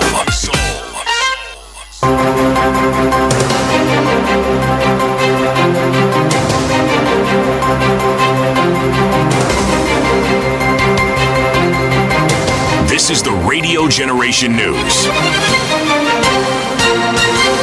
Good morning, I'm Winnie Maganga. Kenya continues to rely heavily on imported medicines despite having some of East Africa's best trained medical experts. This is according to Brown Ashira Olali, Secretary General and CEO of the Environmental Health and Public Health Practitioners Union, who says the situation can change with proper investment and infrastructure. Speaking in an interview with Radio Generation on Tuesday, Ashira highlighted the country's untapped potential in medicine manufacturing. Because we have the manpower and we have the skills. You know, we actually have a lot of skills in this country. If there's any country in East Africa that has the best brains in terms of medicine and public health, is in Kenya. And remember, we have very good training institutions. That is the Kenya Medical Training Colleges, University of Nairobi. All those institutions produce or rather manufacture very good brains in terms of medicine. And I think where we stand, we are at a good place. What we're actually lacking is maybe the infrastructure that we need to put in place.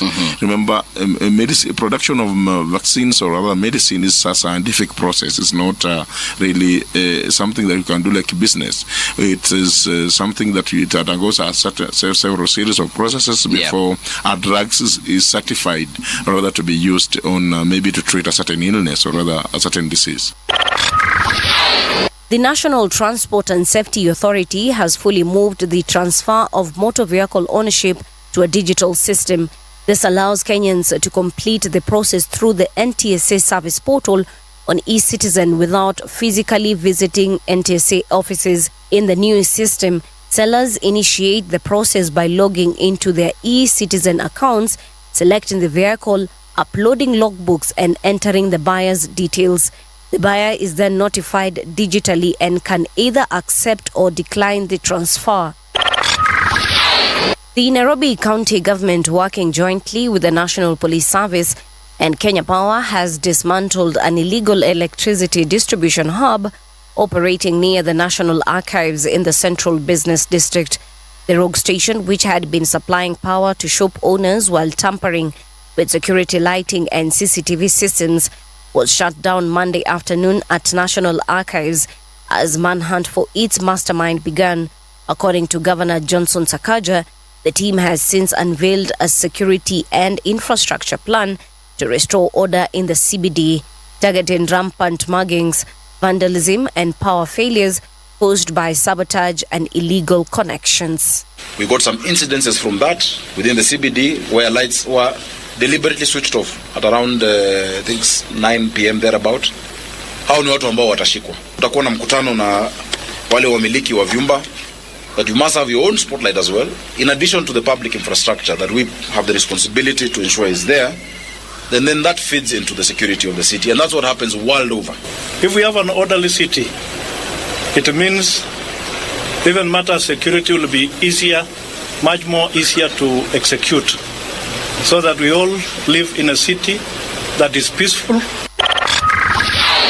Thailand's top court has ruled that former Prime Minister Thaksin Shinawatra must serve a year in jail In yet another blow to the influential political dynasty, he has been sentenced to 8 years for corruption and abuse of office when he returned to Thailand in 2023 following years of living in exile, but his sentence was later reduced to a year, and Thaksin ended up spending only less than a day in a jail cell as he was swiftly moved to hospital after he complained of heart problems.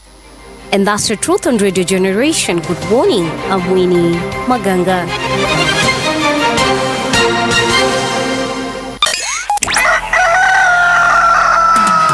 In the beginning, there was morning radio. I've never seen anything like this. But now there is Radio Generation's The People's Breakfast. Curious and bold, getting facts from the shadows. That's what it is. Now, as the city wakes and secrets stir, a bright new voice shines. The People's Breakfast. Your morning, your voice, your journey. You got it locked. Good morning. Good morning, my neighbor. Welcome to the home of hard truths and bold insights. Radio Generation. Welcome back. It is now 6 minutes past 9 o'clock. A very good morning to you. If you're just joining us, umehata mengi tena sana. We're having a conversation around Ruto at 3, basically the state of the economy 3 years after the Kenya Kwanza government took over. Siti Muga is in studio. We also have Odhiambo Ramogi. He's an economist and also the CEO of Elim Capital Limited. Mr. Odhiambo, once again, welcome to Radio Generation. Thank you. The purple radio. Yes, the purple radio. I believe this is purple. You know, the violet purple. So, yeah, I mean, people will tell there's you. Violet, there's lilac, but this is purple. Thank you. Yes. So we left off in the previous hour just talking about the way everything just looks, in shambles. There's a lot of doom and gloom as far as that is concerned. But there's a light at the end of the tunnel, I'd like to believe.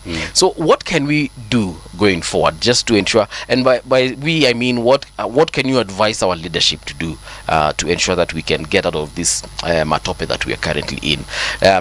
We have, offices such as that of the control of budget and also the Auditor General. They've been coming out to say, first of all, what has been agreed in terms of budget has not been done. Then we have the Auditor General coming out and telling us that, look, I'm raising questions about A, B, C, D. And I think that is where the problem is. Right. Yeah, in my opinion. Perhaps you can correct me if I'm wrong. No, you're not. And first of all, let me commend the offices of the Auditor General and the Control of Budget. I think they have done a splendid job, irrespective of which administration is in power. They have kept to the promise. If there's any office that has worked in terms of creating accountability in this country, is those two offices, and we look forward to learning a lot from them. The second thing that I'd want to comment on is what Siti Muga had highlighted, which is the whole question of jobs and incomes. And yes, there is progress in terms of the cost of living. Yes, there's a progress in terms of stabilization of the currency. Yes, there's progress in terms of the tax situation. At least the fiscal consolidation is coming down, but we still need jobs and we still need incomes that are sustainable. One of the things that I have highlighted before, and I'll say again, that will create those jobs and improve on incomes, is investment. And so the government needs to think aggressively, how do we attract investment? Because that will make the significant difference. One of the things that spurs local investment is interest rates. If the interest rates are high, I naturally will be discouraged from borrowing and investing. If they are lower, the opposite is true. And so lower interest rates are encouraged. We have seen the interest rates coming down from 16 to 8%. I expect that would come down to at a low of 5%. Now, that said, so I was just saying that so that at least I respond to his question. But you've asked the question of moving forward. What are the key steps forward? I think the president needs to just tell the IMF, I think we are good. We can take it from here. That's one of the things that we need to really, absolutely urgently think about, getting out of the IMF program. I know we have survived Eurobond 1 and Eurobond 2 courtesy of the IMF, but still, we need to tell the IMF, we're good. Leave us. Do we have a plan if we tell them we're good? Yes. and that plan must involve attracting investment. Because, as I mentioned, I started this story by giving you the failure of Uhuru Kenyatta. That Uhuru Kenyatta focused on borrowing as opposed to investment. And you look at the results out of it, is he actually did not manage to do what he set out to do, which is to spur accelerated growth. Which actually begs the question, did he really intend to spur growth, or did he just intend to borrow? Bwana mimi nasoma ile imeandikwa kwa karatasi. Well, I'm looking at the results. There was a narrative that circulated, and there was a narrative that justified the borrowing. Right. And if you look at the outcome, and the outcome is equals failure, then you have to ask the other question. Was this borrowing really intended for development, or was it borrowing for borrowing's sake? What? I wanted you to clarify that point, because I feel like you're saying, was the borrowing malicious? I am saying it was deliberate, and it was not intended for any development whatsoever. That is what I am saying. Okay. Yes. And so if this administration makes the same mistake, whether it is deliberate or accidental, we'll still find ourselves the same place we found ourselves by the time they're coming. In fact, we might find ourselves in a worse place. And so for me, the key focus is investments. 1, 2, markets. Open up markets. There are some low-hanging fruits across the country which we can still, open up markets for globally and make the world our playground for and get good money out of. That I still don't feel we have really exhausted. If we can open up those markets, we'll be good. Are there sectors that we can revive that perhaps have been dead or extinct, that we can bring back and make them profitable? The natural landing point would be agriculture and manufacturing. And the two go hand in hand because one plays as raw material for the other. And right now manufacturing is really not doing as well as it should. Agriculture is no longer the number one income earner, yes, but it is the number one employer. And so there are areas like right now, the president has come to my home county and said broad-based. So now we are in broad-based government, and what's happening is we have infrastructure development. We have a hospital being built in Siaya. We have a stadium being built in Siaya. But the truth of the matter is, for as long as these people are not able to produce and sustain themselves economically, you really are not empowering them. And so how do you then ensure that these people are able to produce economically? Number one, markets. Credit, banks will come on their own when actually they know that these people have a market. So if we empower them to produce, that market will give us the money we lend out. They will come. So we need markets for, like in our area, sweet potatoes is a big thing. We need markets. We can farm cotton. It's historically been done. It can be done again. We need markets for sugarcane. The sugar industry is on its deathbed in the region. We can actually farm sugarcane and actually educate children with that money. And so those are monies. The only thing right now people are depending on is fishing. And fishing is finite. Like there's only a number of fish in the lake you can get, and the number of fish is reducing every year. The number of fishermen is increasing as the population expands. Naturally, that you can tell how that equation is panning out.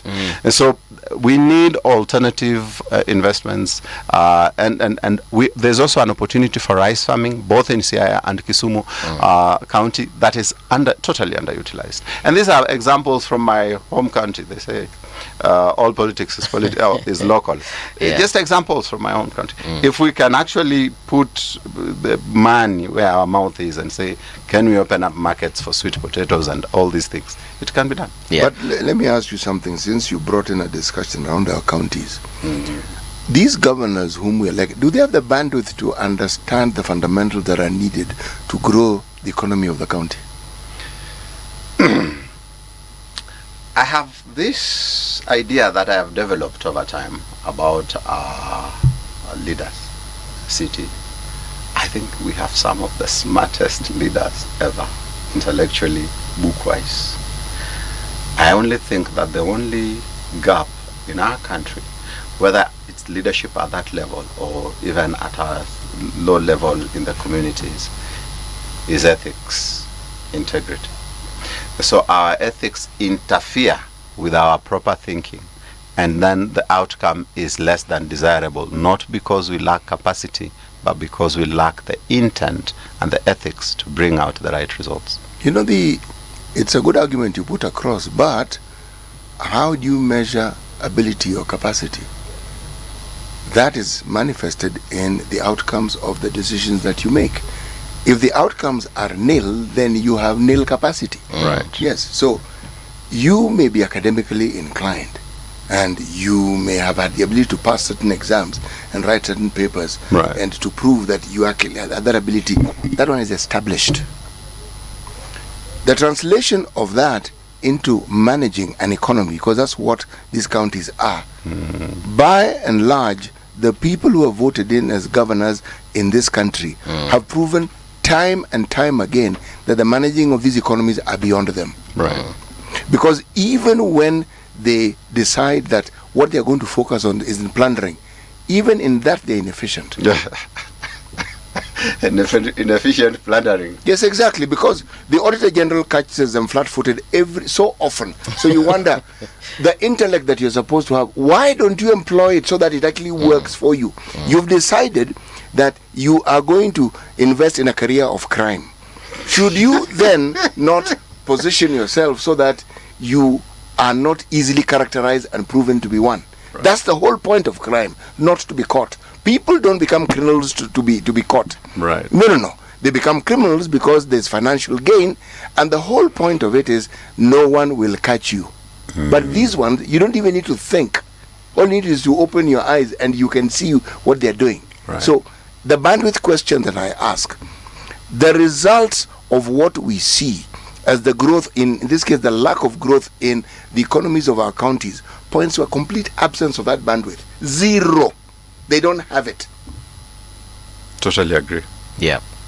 There's a story here in the this is the Standard, I believe, page 11, and it says Kenya unveils bold reforms to attract global investors into mining sector. So we can see the CS for mining and the blue economy. That is Cabinet Secretary Hassan Ali Joho, who's having a meeting with the Australian investors on margins of the African Down Under mining conference in Perth in Australia.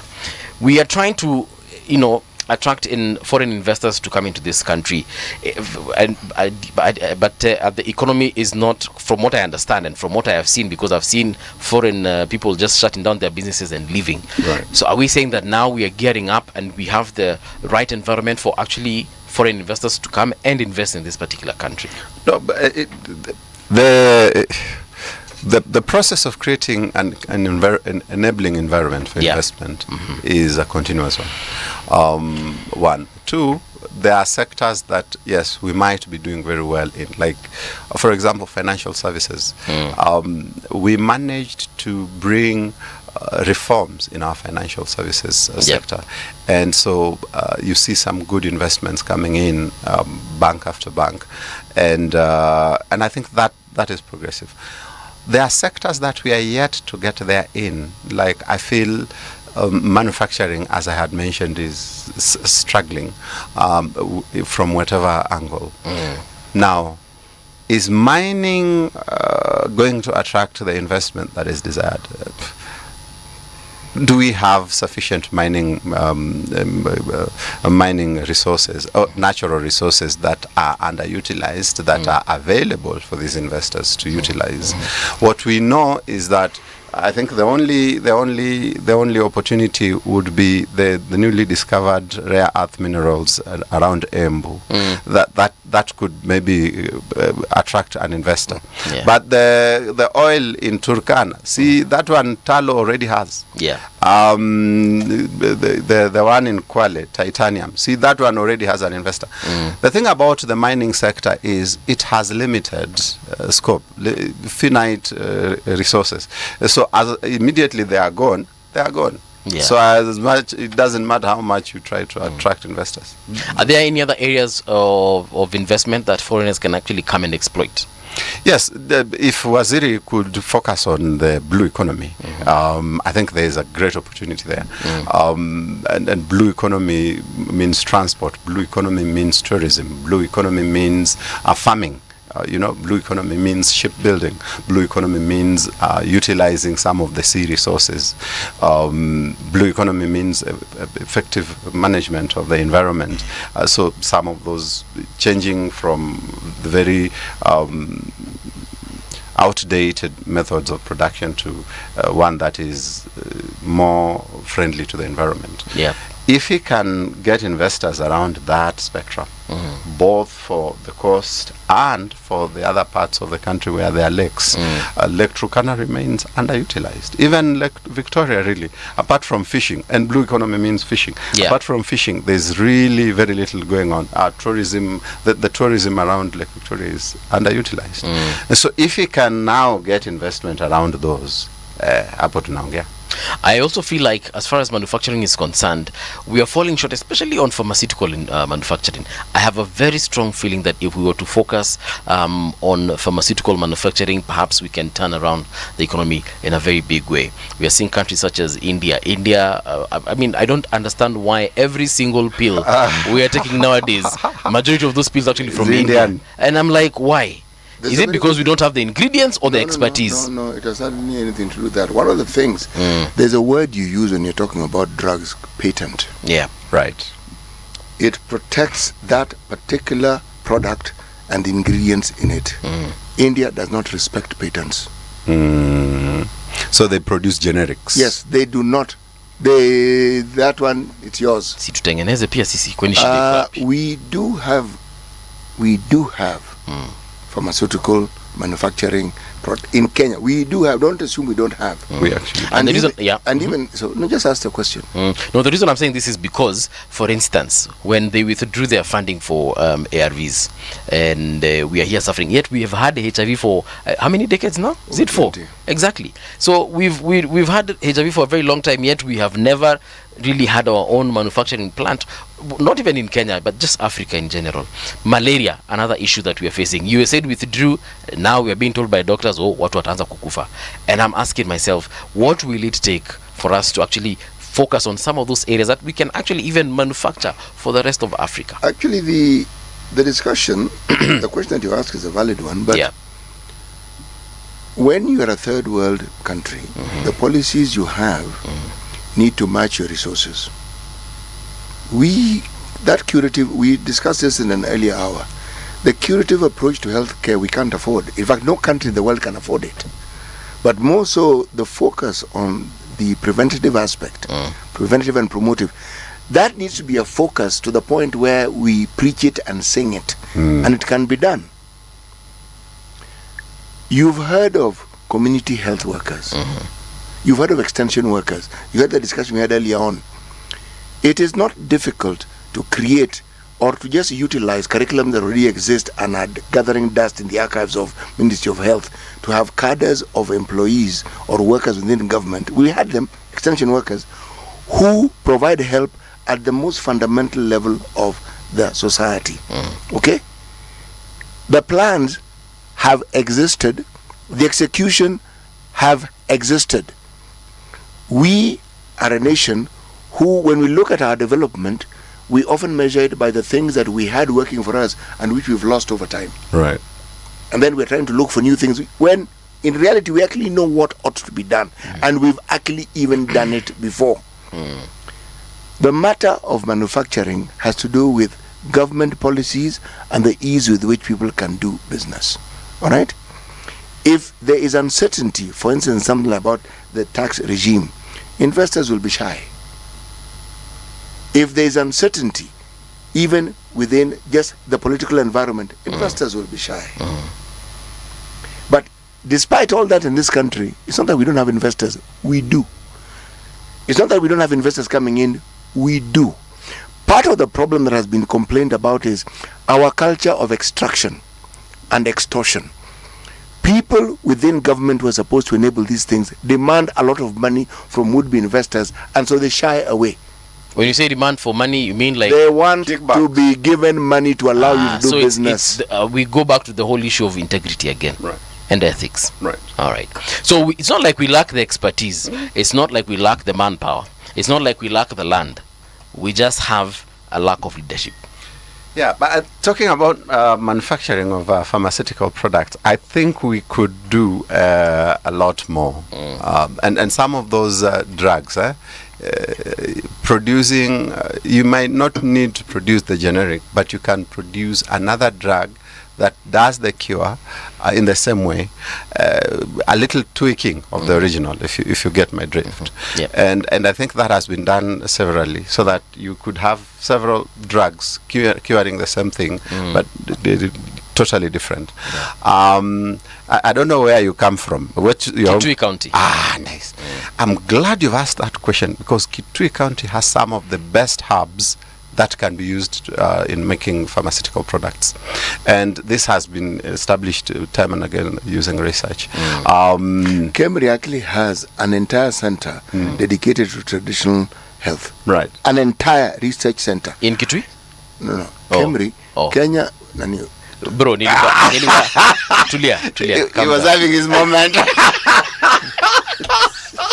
Because he was talking about the way Kitui has got these resources. Yes. Natural herbs. Yes, and I am saying, if you have natural herbs, it means you also have herbalists. Yes. And to move on to the stage where there's production, that's why I brought in Kemri. Right. Because they will determine the efficacy. They'll determine all the things that this thing can do, and even explain it to you scientifically.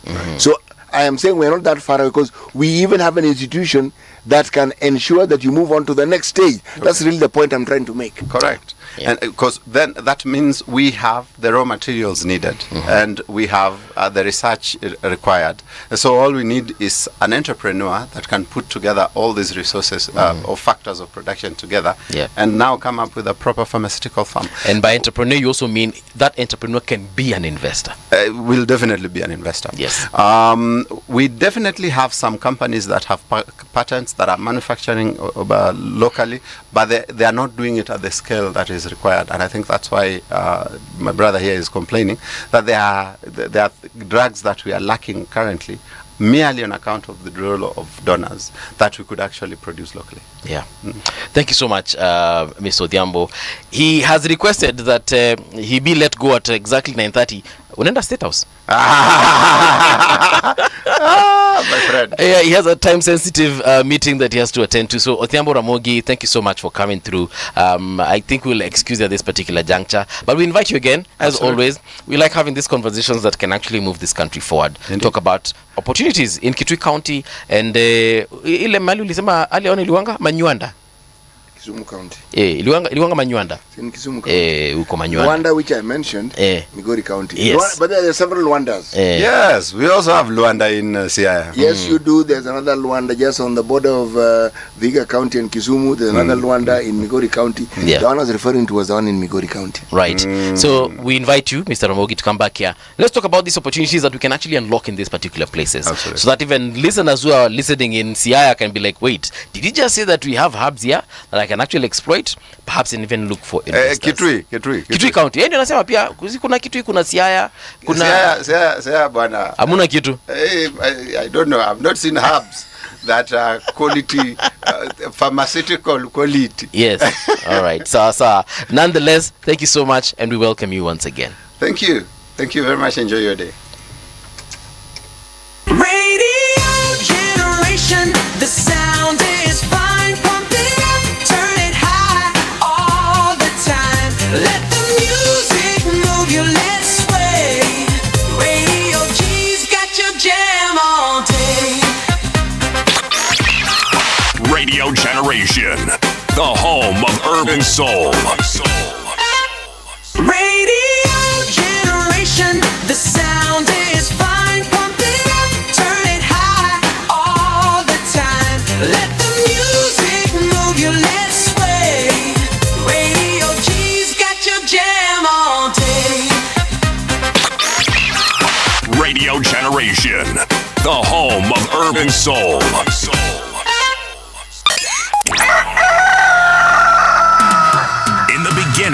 was morning radio. I've never seen anything like this. But now there is Radio Generations, the People's Breakfast. Curious and bold, getting facts.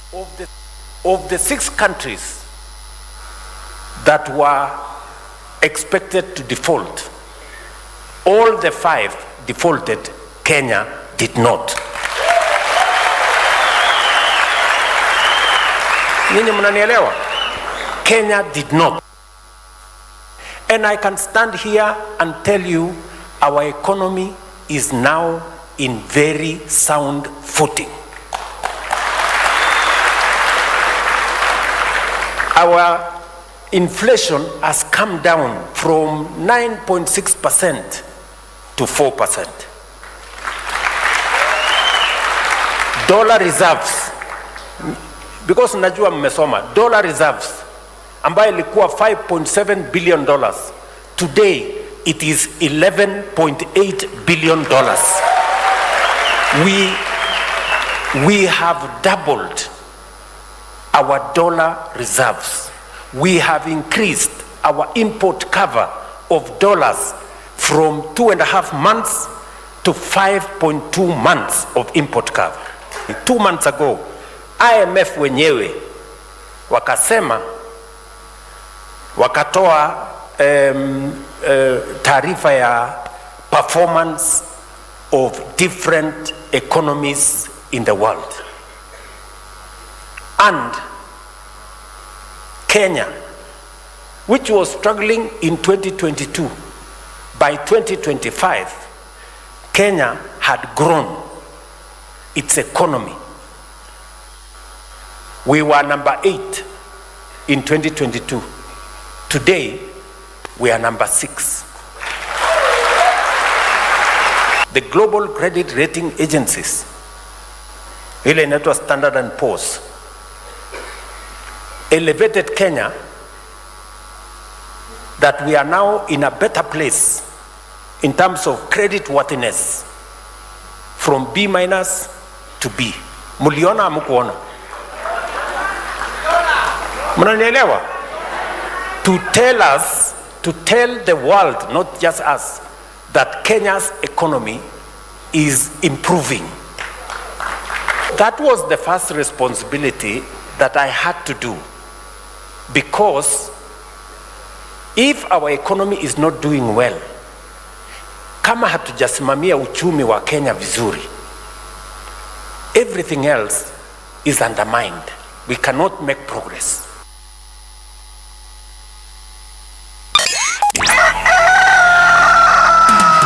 In the beginning, there was morning radio. I've never seen anything like this. But now there is Radio Generations, the People's Breakfast. Curious and bold, getting facts from the shadows. That's what it is. Now, as the city wakes and secrets stir, a bright new voice shines. The People's Breakfast, your morning, your voice, your journey. You got it locked. Good morning. Good morning, my neighbor. Welcome to the home of hard truths and bold insights.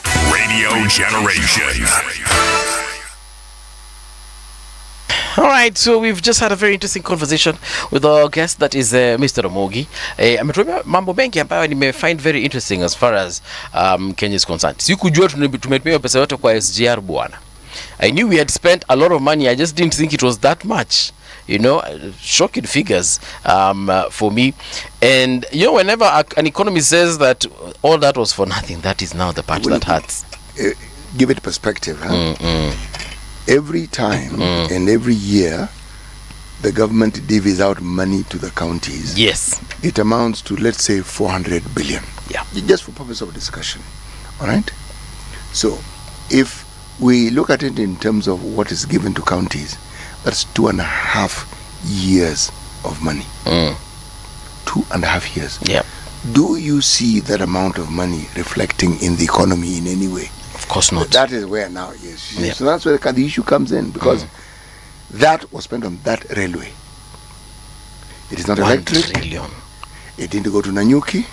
It didn't go to Malaba. One It destination. didn't go to Kisumu. It ended up in Nairobi. Sorry, it ended up in Dukamoja, Naivasha. So you ask, really? Even if you are compensating people for land, Yep. opportunity cost What could that money actually have done beyond just building the railway? Maybe what I usually ask is, because we also know monies were stolen by individuals. Kuna watu walikula na walikula vinono. Now, let me excuse our behavior of kukula. And I'm not saying it's okay. I'm not condoning it. I'm just saying excusing it means what? For the sake of argument, let me excuse it. Do you have to eat that much though? You know, to answer your question, the thing I find puzzling, the things that I find genuinely puzzling. Yeah. If we take the view that the education sector, which is our most expensive sector, consumes 600 billion shillings every year. Okay. I think like in the last financial year, I see 700 B. Again, if that is the amount of money spent for the whole country, it means that is money that could have been spent for a year and a half by that current budget. But what are the pain points that parents have? It's called fees. Yes. If that money was put into what the parents pay, so the parents could free up their money, it means the parents would have more money to spend on other things. Okay. All right? If we took it further to, that's primary school, where the majority of children are, if we took it, say, to university level and reduced the fees by a certain amount, the parents who pay those fees would also have a little more. The point I'm trying to make here is the efficient utilization of the resources we have, even the monetary resource that we have, when it is properly utilized, the economy will genuinely grow and people within the economy will benefit, and it will be measured by a growth of what we call a middle class. Yes. When it keeps expanding, it means the economy will have been growing in that equal measure. Do you know what that will mean? There's more money in the economy.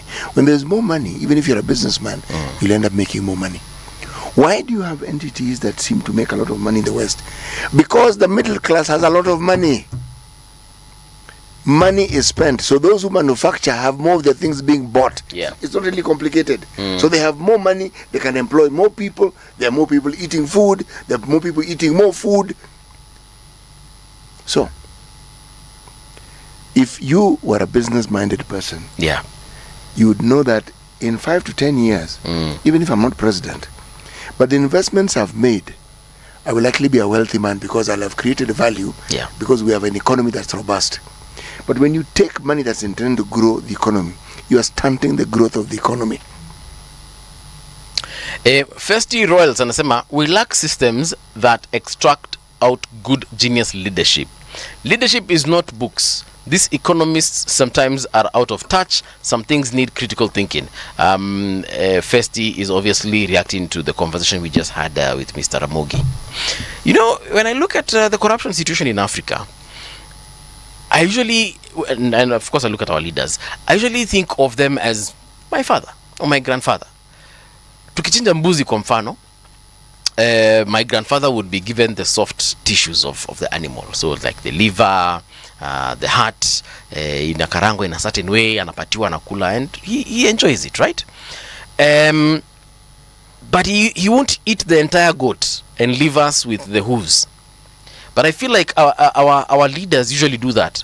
They eat the best parts of the animal, they take away the livers and they eat the muscles, and then they leave the hooves and the head, where now we have to struggle and get the meat, because those ones you have to really struggle and get the meat. There's meat in the hooves? Yes, there is meat. Hoof?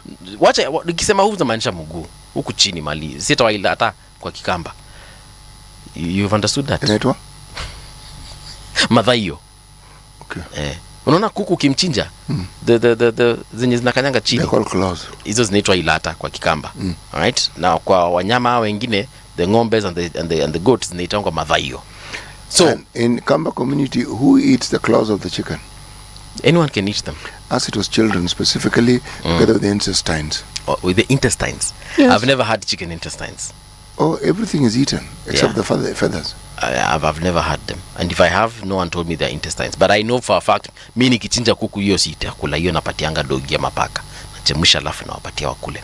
But the point I'm trying to drive home here is the fact that I feel like the leadership takes the best part of the animal. They eat the livers and the muscles, the heart, ile zile sehemu tamu tamu, alafu sisi tunachua ile skin huko kwa miguu tungangane nayo.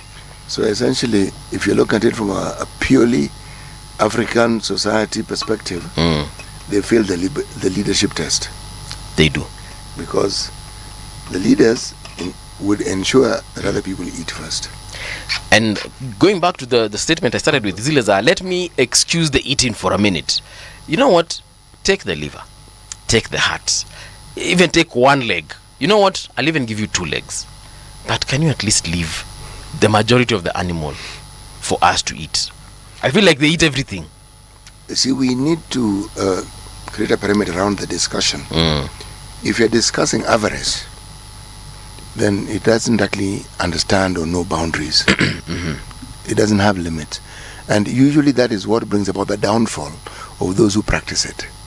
Because you become careless over time, and the whole world then begins to know what it is that you're doing. Yeah. And you are as surprised as the next person. You suddenly find that the matter has gone to court and you're actually being jailed, and you wonder, how did I get here? Yeah. Okay. When it is acceptable that leaders are expected to plunder, then it becomes even more difficult for that matter to be dealt with. Because they don't. It's like they consider the process of actually growing value to be too tedious. They'd rather just take. They'd rather just snatch. That's what they prefer. So the rest of you starve. Do whatever, man. Actually, they're not asking to starve. You figure out what you want to do. But starvation is in the menu. Yes, but they are more busy with what they want. Yes. And every time a leader gets away with it, the next one comes and says, if City did it, so can I. See, the thing is, they think they're clever by giving it a narrative that is supposed to give the impression that they're doing what the money is supposed to do. We are going to do this and we are going to build the other. It's building. You look for the sort of businesses or enterprises or projects that involve a lot of money. Yeah. Now, the understanding in this country at around the time of immediately after independence, it isn't as though people did not involve themselves in kickbacks. They did. But it was understood it is something like 10% of the business which has been completed. Meaning it's a road, 90% of that money goes to the road. So you and whoever it is who are involved in these nefarious activities, you take 10%. It was considered okay. Now, there's something else that we were dealing with. When people talk about land grabbing, and there's a perspective that needs to be introduced into that, people look at it purely as corruption. Remember, we had a land problem in that the central part of this country, called Central Kenya, or the mountain, or Murima, their land was taken by the colonizer because they found it favorable. At independence, there was need for reparation. Reparation means either you give them back or you find them alternatives. Alternatives were found. Okay? But every time there was unrest, because if alternatives were not found, there were going to be problems. So what did the first president do? We were few. What were we at independence? 8 million or so. There's plenty of land, and our constitution allowed the president to give away land. For development, there was a lot of idle land. You could be allocated land, allocated literally. The understanding was that you're given time to develop it. Then over time it becomes yours. But you were given. You didn't buy it, you were given. All you did was pay land rates and so forth. Over time, there are people who now wanted more land. Again, we still had land. But it then became a tool to pacify people. So when you find a settlement scheme being created in Nyandarua, it was meant for people who didn't have land, who had been displaced. But there are individuals who got larger tracts than others. If you find land or you find settlement schemes in the Muhoroni area, again, that is between two counties, Kericho and Nandi. There are those who are small scale holders, 2.5 acres, 5 acres. Then there are those 50 acres, 100, 400, 1,000. Those who had more might got more land. You go to Trans Nzoia or you go to Bungoma, settlement schemes were all over the country. Okay? So the same thing applied. 14 years down the line, Moi becomes president. Yeah. Suddenly what you find is happening is, to be able to create stability, the tool that was being used was land. Why? Schools didn't have title deeds, prisons didn't have title deeds. All government institutions and parastatal did not have title deeds, but they had assets in land and in housing. So whenever there was the slightest threat or perceived threat of instability, you'd find people being given land. For instance, many people in the military in this country were allocated land. Allocated as in Iniako. Okay? But then people took it a step further. They would now start hiving off property of schools, properties of prisons, parastatals. Some were even greedy, would take the entire land and leave the institution just a small piece of land. On the land where it is built. Yes. So by the time the Moi government was coming, after 24 years, that process was full blown. It was accepted practice. So now, reeling back that. Norma. Yes. But all you need is one example that can be done. And one saw it with the Kibaki government that understood the creation of a value through doing businesses. The Moi era in many ways was characterized by businesses growing, yes. Inadvertently, yes. But also government-owned businesses through ICDC and other government institutions slowly deteriorating and ending up being owned by individuals, some of whom had been the chief executive officers of those institutions. So we had actually introduced very large-scale corruption without realizing it, but then it got entrenched. The Kibaki government did their thing. This thing had some 38 years to be entrenched, Chief. Okay? It wasn't going to be entrenched or de-entrenched in 10 years. We made some progress. The Uhuru took us back and even beyond where we had been, because they introduced something we'd never seen before. You borrow money so that you borrow it, and the project for which it was intended are not actually done. And if they are done, it's a very minuscule. So this government comes in and they're struggling with the debt to begin with, and they also want to mirror what Uhuru did. So suddenly we find ourselves in some very choppy waters. Yeah. And as we say, so here we are. Yeah. How do you get out of this? I like what Ramogi has said, in terms of some of the sectors that we can actually exploit. And he mentioned the blue economy, he mentioned fisheries, tourism. He also mentioned in terms of manufacturing, agriculture will provide the raw materials for manufacturing. So I ask myself, 20 years ago, perhaps even 30 years ago, I think we had a very vibrant agricultural sector. We still do. It's just that it's mismanaged badly. Sugar, pyrethrum, flowers, tea, coffee. Yes. I don't know what else. Yes, you name it, my friend. Yeah. So, what happened to those ninis? What happened to those industries? Okay, let me push it further so you understand it. We had the cashew nut factory in Kilifi. Yeah. Okay. We had even begun the process of seeing how we can mirror Malaysia and the other palm oil producing countries, that we can actually grow that economy. We had people from Treasury actually going to those countries and came back with a blueprint, and we started. Yeah. It died. If you look back, you'll find there are people who realize there's more money in importing it than in growing our own. So you kill the initiative that would employ people and grow the economy so that you can import. Now the countries we keep talking about, they have grown the industry. You've got it perfectly. That's the point. And they've used the resources they have. Hong Kong is a rock, Singapore is another rock. Okay? They are city-states. What they have is deep sea harbor. So they've simply made an environment where many people can do business. It is shipping, but the offshoot of it. Then you go into real estate, that's what it is. The thing that is often missed when we have this discussion about the Asian tigers, you look at the individuals who stand out, but you don't look at the support system. It was a group of people who had the same vision, same idea, and everybody was given what they were good at, and they did. And they just said, like, let's do this. That's what it means. That is exactly what it means. No, but I get your point, because they came together and they decided, look, CT is going to be the driver of this thing, but I'll be the conductor. This is what he's good at. Yeah. Yes. You forget conductor. You are the one who's going to ensure that as these buses grow, the maintenance of it is in your hands. So kuna mechanic. There's somebody who's determining if these things grow, then we'll need tires. And they're committed to doing their bit and doing it well. So that even when the person who was the driver moves up, the next person just moves along and the thing continues. Their thinking was the same. So you grow a leadership who understand that, one, if you're going to public service, you're not going to go into business. It's not you're not mixing the two.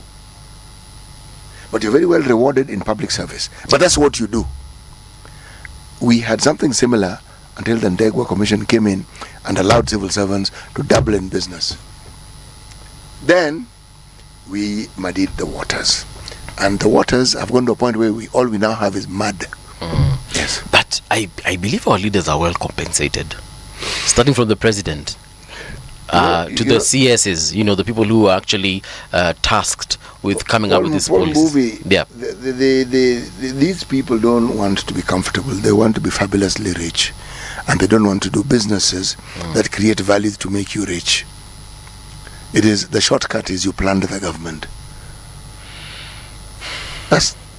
And now with devolution, we've devolved it. So that being the reality. See, I was rather hoping that Ramogi would talk about agriculture in this sense. Yeah. We have small scale agriculture. That's predominantly the nature of agriculture.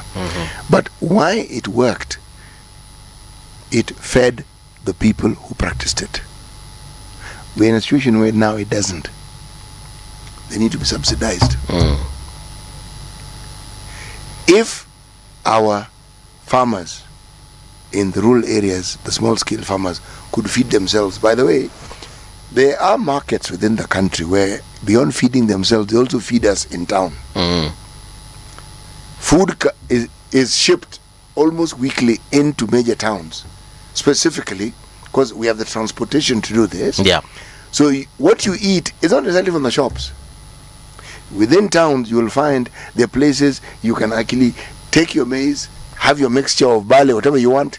It will be ground for you, and that will be your ugali. Yeah. These things are done.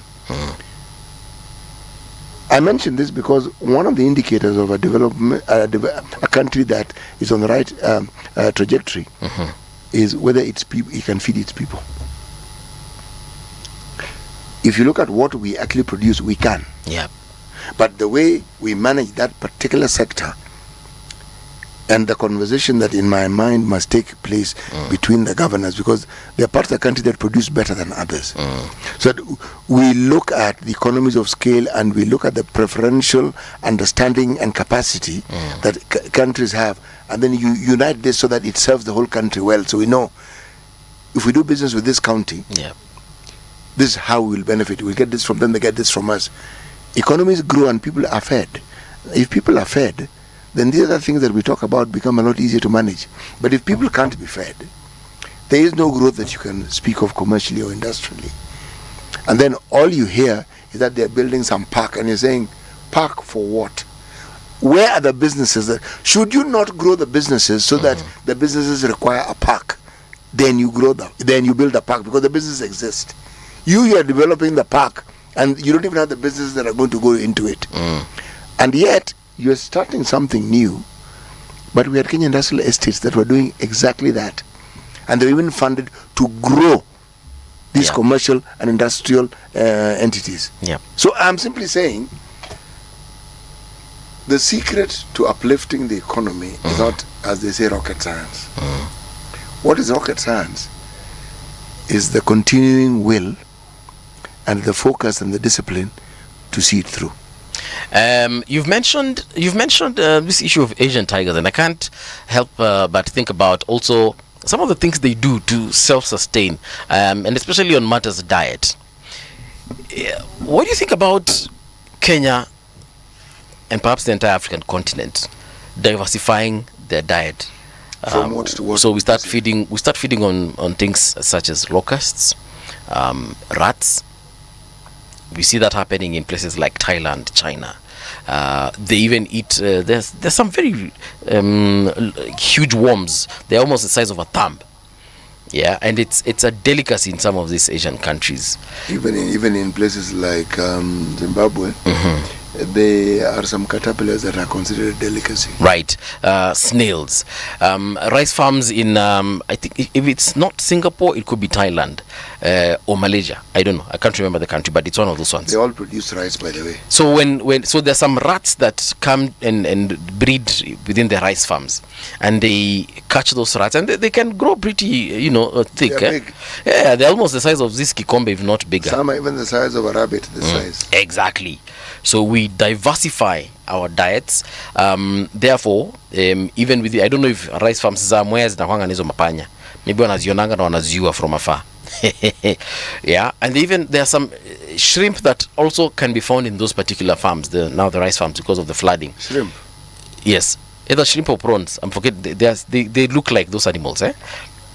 And those people harvest. They are crustacea. Yes, they harvest those animals to a point of even packaging them, and they pack it and they even export them to other markets that do not have those animals. So my thing is, perhaps we need to diversify some of these things and even our thinking, so we can perhaps because I hear we export a lot of goods to the Middle East. Tuanze kufikiria pia venye hizi Asian countries wanakula hizi panya bwana, situwapeleke huko. Isn't that another aspect of agriculture we can actually focus on? I am deliberately not going to speak on rats and the mice.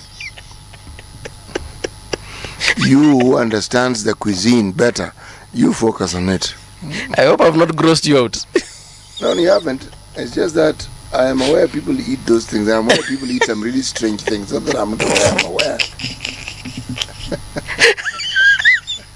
Because even in Nigeria, I see them rearing these big rats. I don't know what they're called, but there are some very huge rats, the size of a rabbit, like you've said. That's all right. And they keep them, and they're a huge attraction, first of all, to tourists, but also just for the local market and to feed themselves. There are people who eat monkeys and baboons. Oh, yeah. That. DRC Congo. Yes, and the hand of one such primate is considered a delicacy.